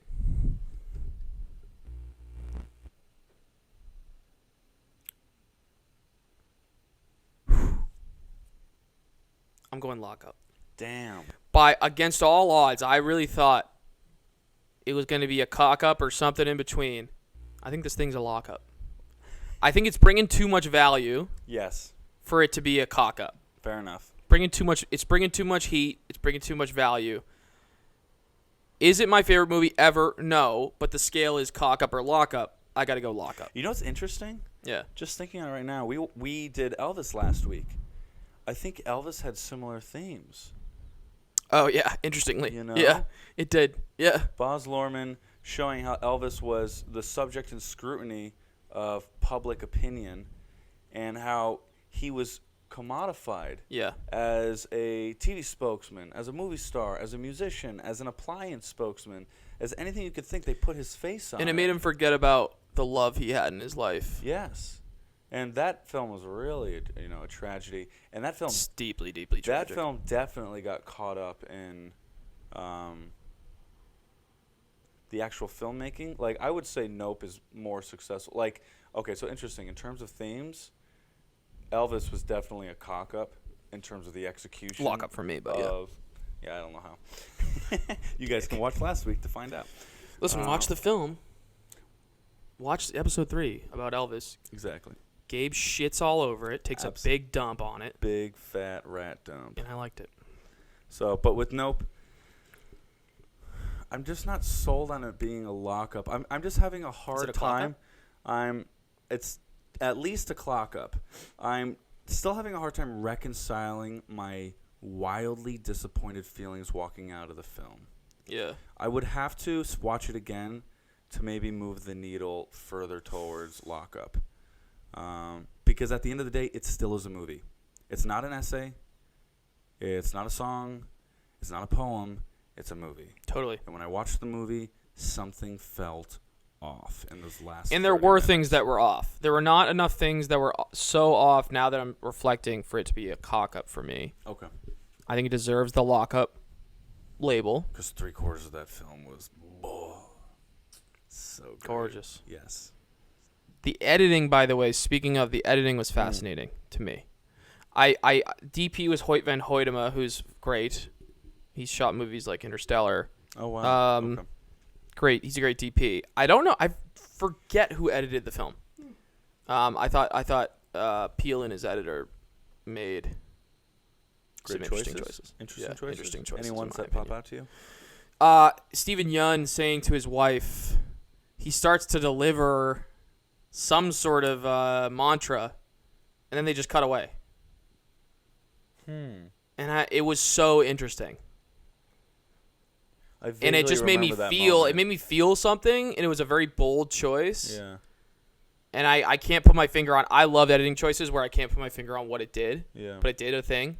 Yeah. And that's like that sticks out to me. Fascinating. He's in his, you know what I'm talking about? He's in his office before they go out to do the show.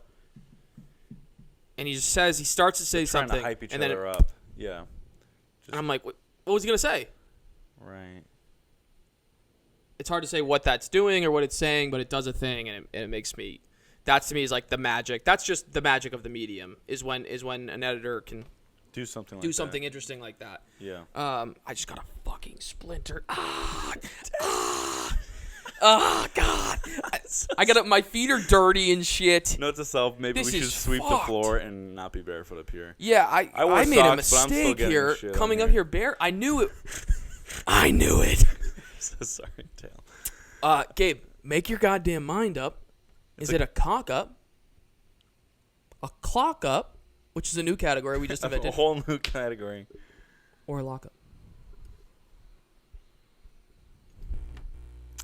I would say, Make your mind. if I were to define a cock up or a lock up as a film you should see, or I don't give a shit if you see, it's a lock up. You need to see the film. You need to. You have to watch the film. That's the goddamn truth, isn't it? I'm willing to admit I think there will be mixed feelings at best towards the end. Oh my god, yeah. But watch Nope. Absolutely watch Nope. Assuming you haven't had every single spoiler destroyed by our last, I don't know what you want to call it, critical thoughts, analysis. Yeah, I hope you saw the goddamn movie before you saw this, because we gave away the whole thing. It's the whole enchilada's gone. Quite literally. Ate it all. Licked the sauce off the plate. It's a piece of art. Yes. And art is back in the mainstream. Movies are back. 2022 is back. Movies are hashtag back. Yes, baby. Get these shitty movies out of here. Get them out of here. We do need more Jordan Peele to take Honestly, risks. I just want to say, too, I want to say thank you, Jordan Peele, for being alive, making movies. Here, I'm going to give you 2 mics. The auteur that you are. Yeah. I'm doing a press conference. Just want to say to Jordan Peele, no, thank you. Seriously, Jordan Peele, thank you for being alive, making movies, being the artist that you are. We need people to make interesting shit. We can't have people making dumb movies all the goddamn time. Sometimes I want to claw my face off watching some stuff that has come out recently. And shout out to you. Your Key and Peele is goated. Get Out is goated. Us is not, to be honest, not goated for me. Nope may become goated. It's gonna take some time for me to establish it as goated status. But I think you're just getting started. I appreciate you making an original movie that's really important. Yeah. People aren't always original movies are really hard to get made. I don't know if people know that. A lot of stuff gets made based on IP or true stories or whatever the fuck. Shout out to you making an original movie, taking the art form further. Yeah. Thank you, sir. I'll take that mic back. Thank you. Thank you, Jordan Peele. And thank you to the Movie Addicts listeners. This is not the end of the podcast. It's sounding like it is. This is probably our longest podcast yet, right? We're at 141. Holy so we got to move into. We don't have a guest. Yeah. So unless your bowl of oatmeal is a guest. Jimmy. Bowl of oatmeal, how are you? What have you been up to recently? Okay, sure. And okay, sorry, I cut you off. I keep cutting. I'm so sorry. All right, get out of here, bowl of oatmeal. You're a boring guest. You suck. We're gonna have to let you. You suck, man. Get out of them. Get him out. We're gonna put you. But you know what? You're out of frame now. You're not even allowed to stay. Let's escort bowl of oatmeal. Can we get security to escort bowl of oatmeal? The worst guest we've ever had. I mean, I thought he did okay. No, he was awful. Boring. I wanted to fall asleep. I think we just didn't have any translators for him. That was the issue. You know what? You're right. We didn't want you guys to feel too left out about this. I shouldn't alienate him just because I don't speak he's oatmeal. A bowl of oatmeal? Yeah. Give me a break. That's fucked. You're fucked. Thanks up. for calling me You're out, man. Fucking oatmealist. Oatmealist? Yeah. You know what I'm saying? Anti-oatmeal. Anti-oatmeal. Get these oatmeals out of here. Which, by the way, Dale does not like oatmeal. Dale doesn't I actually soup don't in like general. oatmeal. Dale doesn't like soup. He doesn't like oatmeal. Soup is terrible. It's a drink. I don't drink coffee. food. He drinks coffee all the time. Yeah, but coffee's a drink. Coffee's technically Coffee beans. doesn't say I'm a food and then you're drinking it. Coffee's beans. Soup is a drink.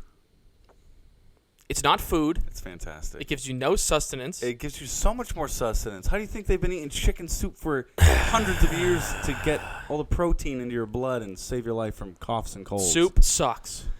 It stinks on ice. All right. What was I saying? Oh, we're moving into. We don't have a guest. Stick up. No stick up. We're gonna get a guest on here, and whenever the guest, whenever we have a guest. Wait, we had Al. That wasn't really a stick up though. Al just kind of popped in. Yeah. So let's move on. Yeah. To the rush up. How are we doing on time, by the way? 1:40. Oh, for the camera. Yeah. You should go reset it. Yeah. Yeah. Okay. My guy.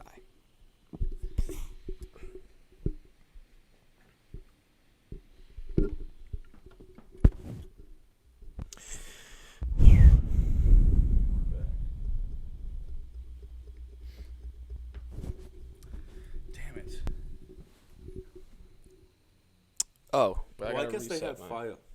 I guess they have file numbers to go off of. I was gonna say we don't really have an order other than like But the number on the file should be fine. Should be enough. Yeah. We're back. Okay, we're back. So, we're doing all right. camera shit. So It's we need all. to pitch. We're gonna pitch each other. So we're moving into the rush up, aka the big bitch pitch.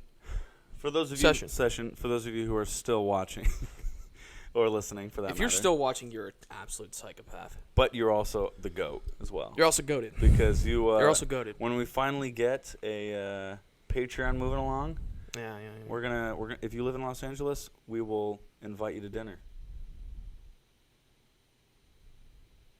Yes. For this episode particularly. Yes.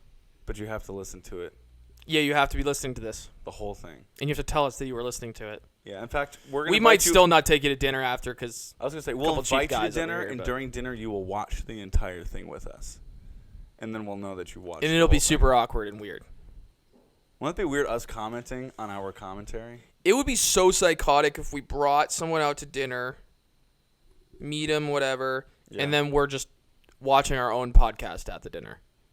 If I were that person, I would leave immediately. I would go to the bathroom and pretend I'm going to the bathroom and climb out the window. Thank you so much for dinner. It's really great. I'm gonna be right back for dessert. I just gotta. Yeah, I'd be out of real there. quick. I'd be out of there. Yeah. All right, it's Gabe. on like Donkey Kong here, Gabe. And are you pitching first? Am I pitching first? You're gonna have 60 Oh my lord. goddamn seconds. Let's see what I got.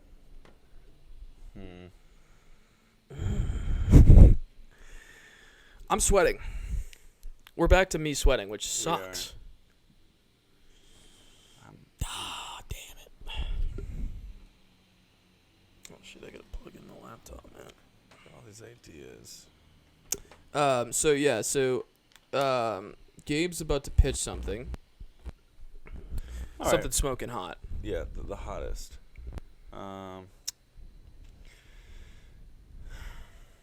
What do we got? I'm just gonna go with this one. It felt. This is a very simple concept. It felt extremely relevant to me. Okay. A couple of years ago when I was graduating college and figuring out what I wanted to do,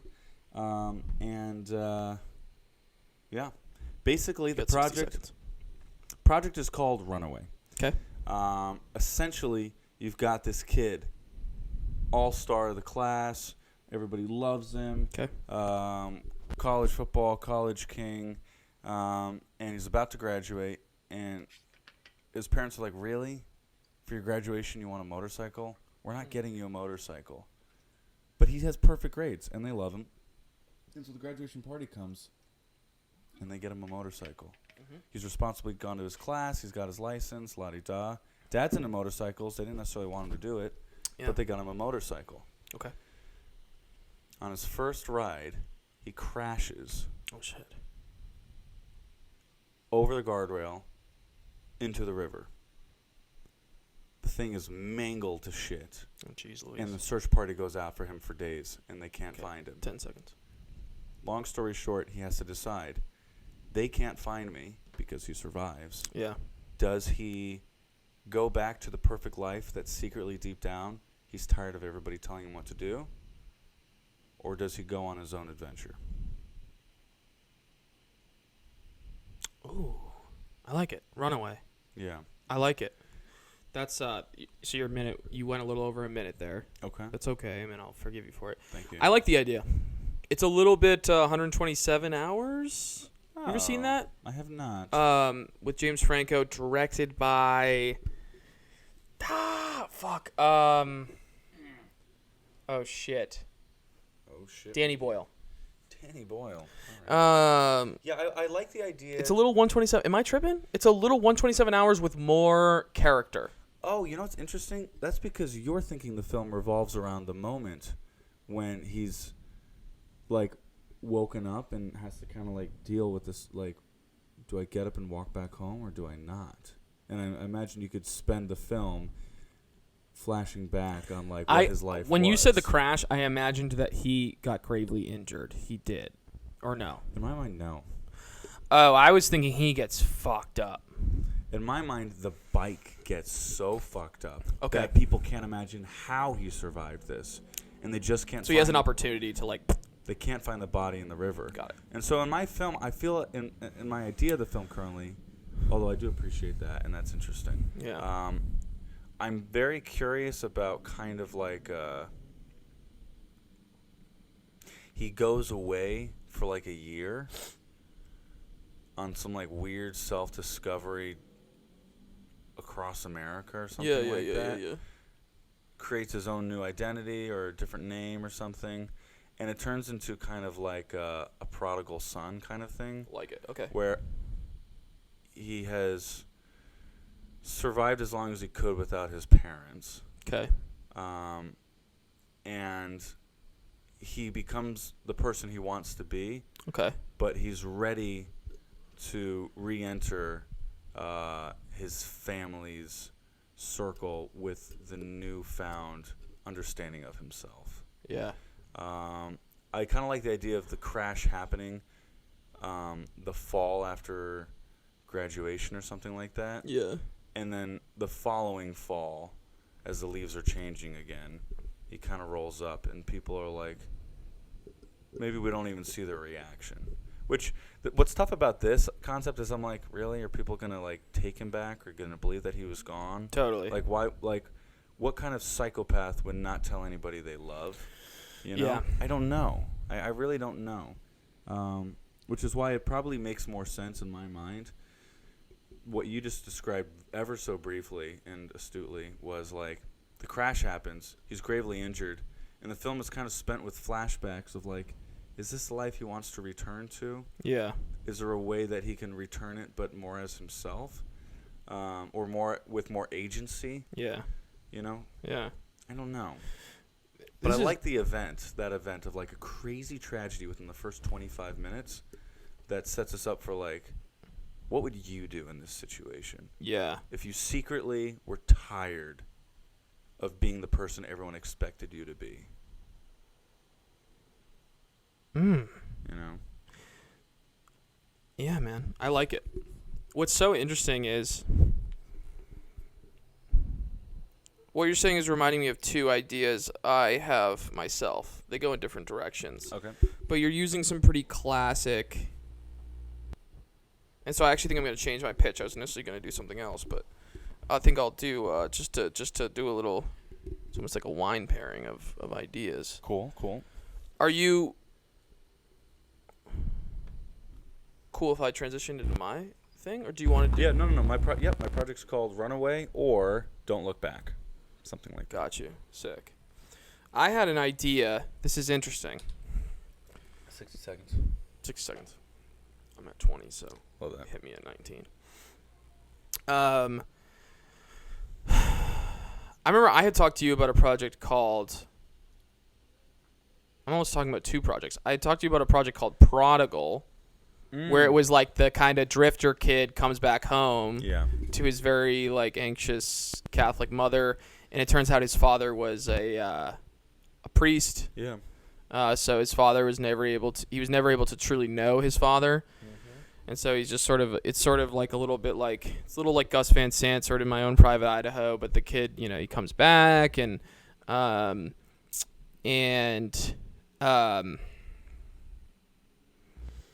it's just really sort of a simple triangle of conflict with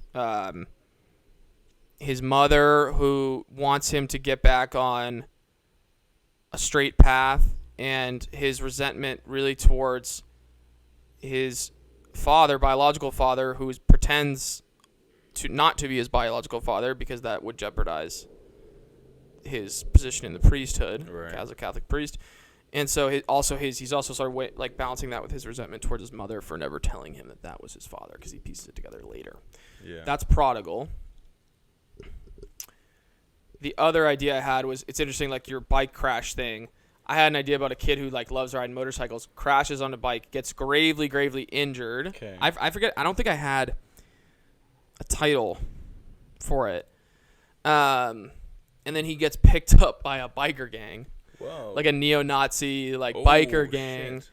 And he through the biker gang, like he actually it becomes sort of a Martin Scorsese psychological manipulation thing, where he starts to experience love and kinship and community that he's never experienced before. Yeah. But then has to reconcile that with The way they treat people. The way their way they community. think and the narrow-mindedness and the way they treat people of like different races and religions and cultures. Yeah. And I forget what the title, but those are sort of the two. But those, you were just like, your idea was sort of jogging my memory of those two ideas of mine. Maybe something we should maybe we work on one of these things together. Yeah, I really like the idea. I like your idea of Runaway, man. Yeah. That's what I'm saying. My neo-Nazi thing goes in a completely different direction than what you're going for. Yeah. Similar setup, it sounds like. For sure. Similar basic setup, but you're going in a completely different direction that reminds me more of 127 Hours. It reminds me of... Oh, you know what it reminds me of? Into the Wild a little bit. Yes. Love that movie. I think Runaway is a kick-ass idea, man. I think it's probably the best idea you've brought in it for my taste. Yeah, onto the pod. Yeah, I like it. Yeah. Yeah, it's one of those things where, like, for me personally as a performer, I like the idea of playing something close to myself and what would happen, you know. That's what I'm saying. I'm imagining you. I'm seeing a lot of you in this idea. Yeah. I'm imagining, like, what would Gabe do in this situation? I did. That's why I dig it. You know, because typically I think it's, you know, my instinct is to, you know, bear responsibility and find how I fit into the expectations of others, which is, you know, interesting because I am a bit of a contrarian in a lot of ways, and I do. So in some ways it's not truthful. It's more of pushing. You're not that much of a contrarian. I know. I understand the feeling. Yeah. Internally, I guess what I mean to say is we all. In my experience, you're not. Sorry. Thank you. No, it's cool. When we. I guess it's extreme versions of myself. It's a version of myself that feels resentful and tired of trying to bear the expectations of others, which isn't necessarily true about me. And it's a version of myself that if I decided to make the extreme decision to run away, you know? I like it, man. I like the setup. I like what I really like about it, Gabe, is the opportunity, seeing suddenly an opportunity for people to think you're dead. Right. And start over. Yeah. That's what I like. Whereas the way I'm imagining my neo-Nazi biker thing, guy crashes, gets gravely injured, they save his life. They save his life, so he feels indebted to them in a way. Ooh. And his family doesn't. His family knows. This guy's family knows where the fuck he is, what's going on with him, and they're like, "You're a neo-Nazi now."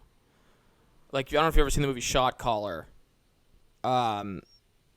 It has sort of hints of that. Yeah. But imagine like his parents trying to comprehend that. Whereas before, it's interesting you said, and I also like had the thing of like.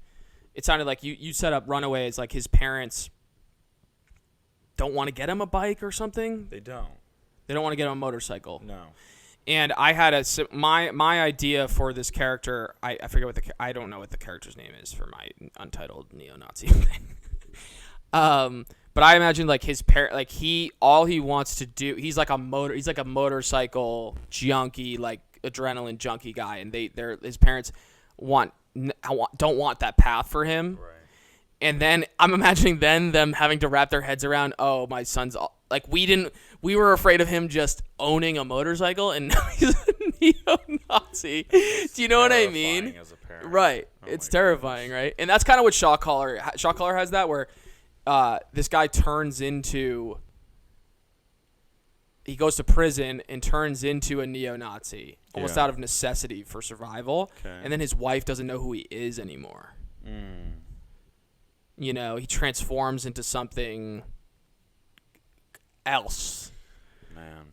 You know, that's I intense. can imagine the moment in the film where he like shaves his head and stuff like that. Yeah. You know, that's. But to me, I'm obsessed with. Anyway, I didn't mean to, you know. No, totally. Throw a.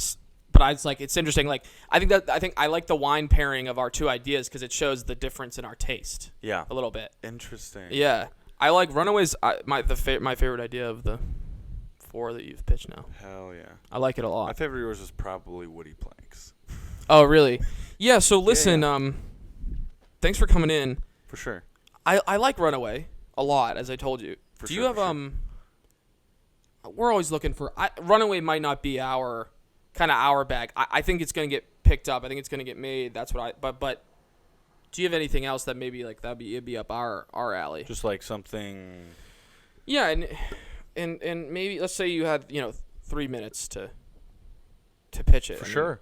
Yeah. Well, I'm excited for this. I mean, pick a genre. I got all kinds of ideas. I'm thinking.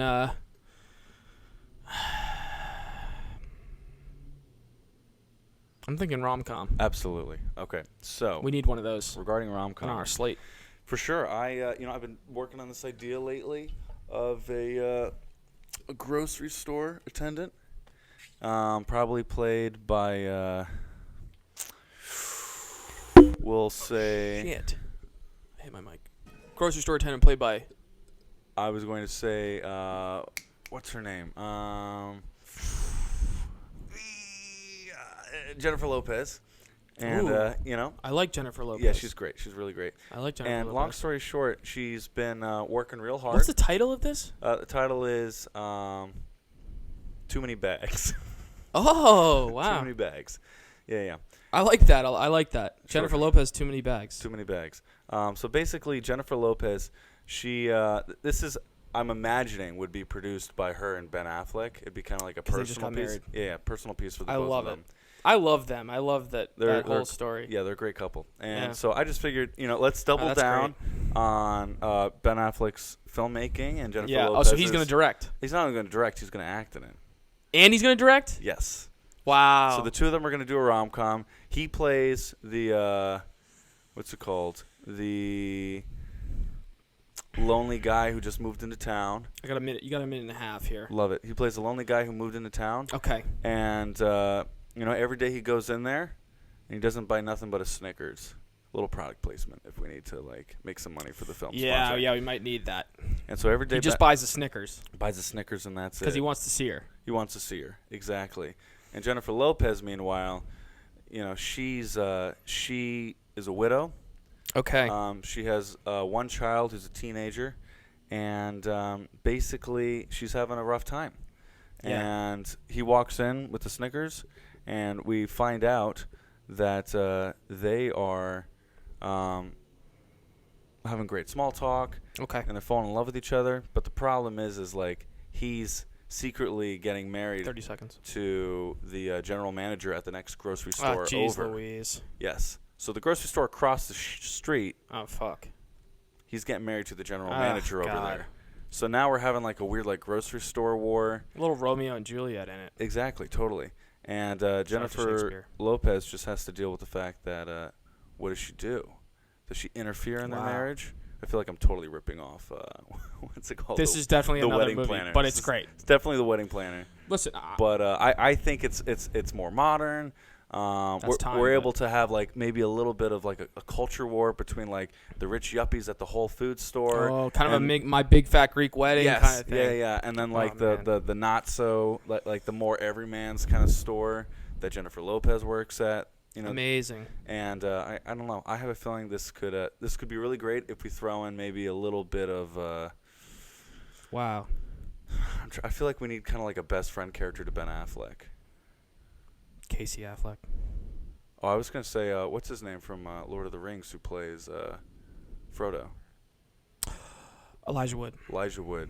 I like Elijah Wood playing the best friend to. That's an oddball pairing, but Absolutely. interesting. I think they would kill it. I think they'd Amazing. be great. That's time, but That's time, I gotta yeah. run. But let's. Will you shoot me an email about Too that? many bags, baby. Shoot me an email. Put in the subject line "too many bags." Too many bags. And Exclamation well, point. so you've obviously been talking to Jen and Ben, so CC them on the Yeah, on the for email, sure. will you? Thank Yeah, you. I'm gonna do that. I'll CC them. I'll Yeah. make sure to CC Matt Damon if he wants to be involved as well. Yeah, I don't know if he will, but We'll see. yeah. He might be busy with George these days. You know what I'm saying? George Clooney. Oh yeah. They've been collaborating. Yeah. You might want to break though. Yeah.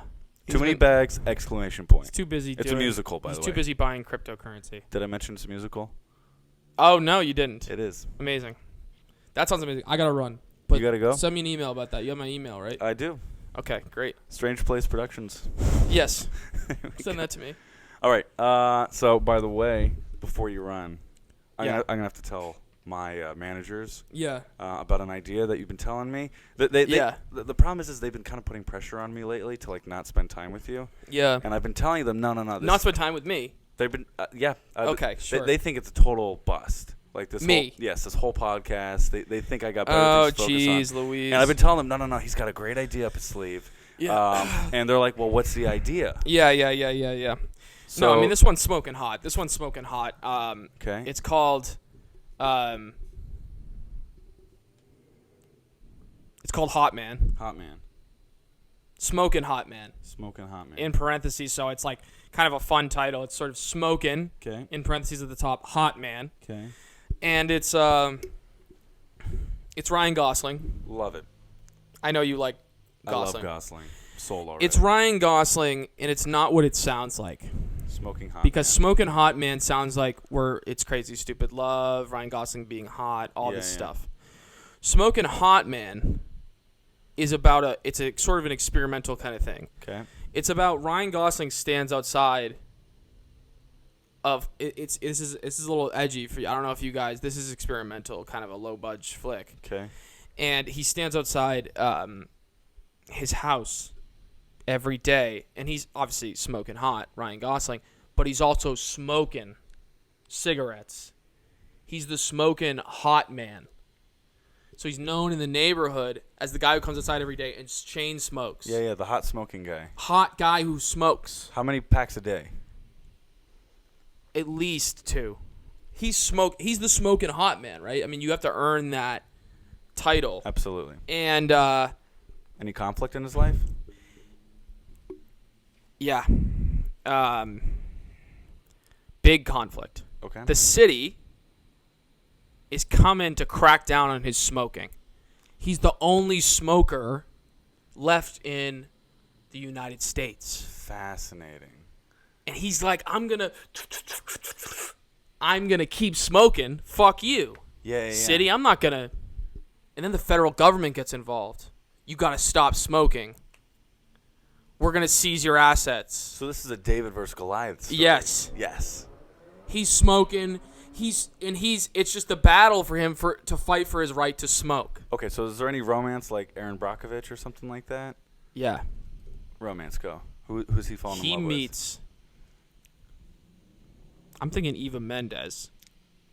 Love Their it. husband They've and worked wife. together. Great chemistry. Of course. Beautiful. She's great. Yeah. He finds out.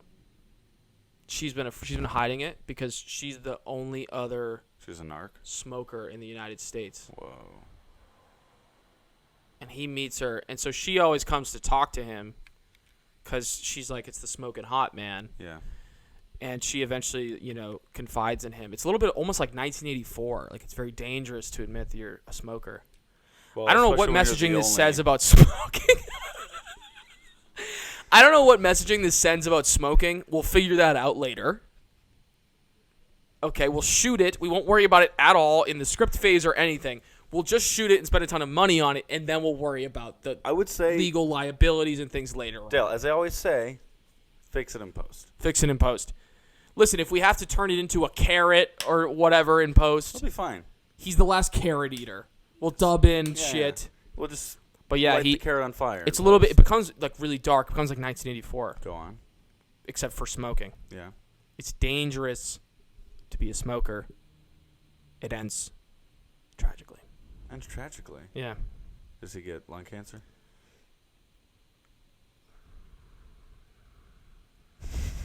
Yes. What about Eva Mendes? Does she get secondhand smoke lung cancer? Yes. Messaging sounds pretty solid. Yeah, to me. that's the messaging. That's how we're going to get away with the...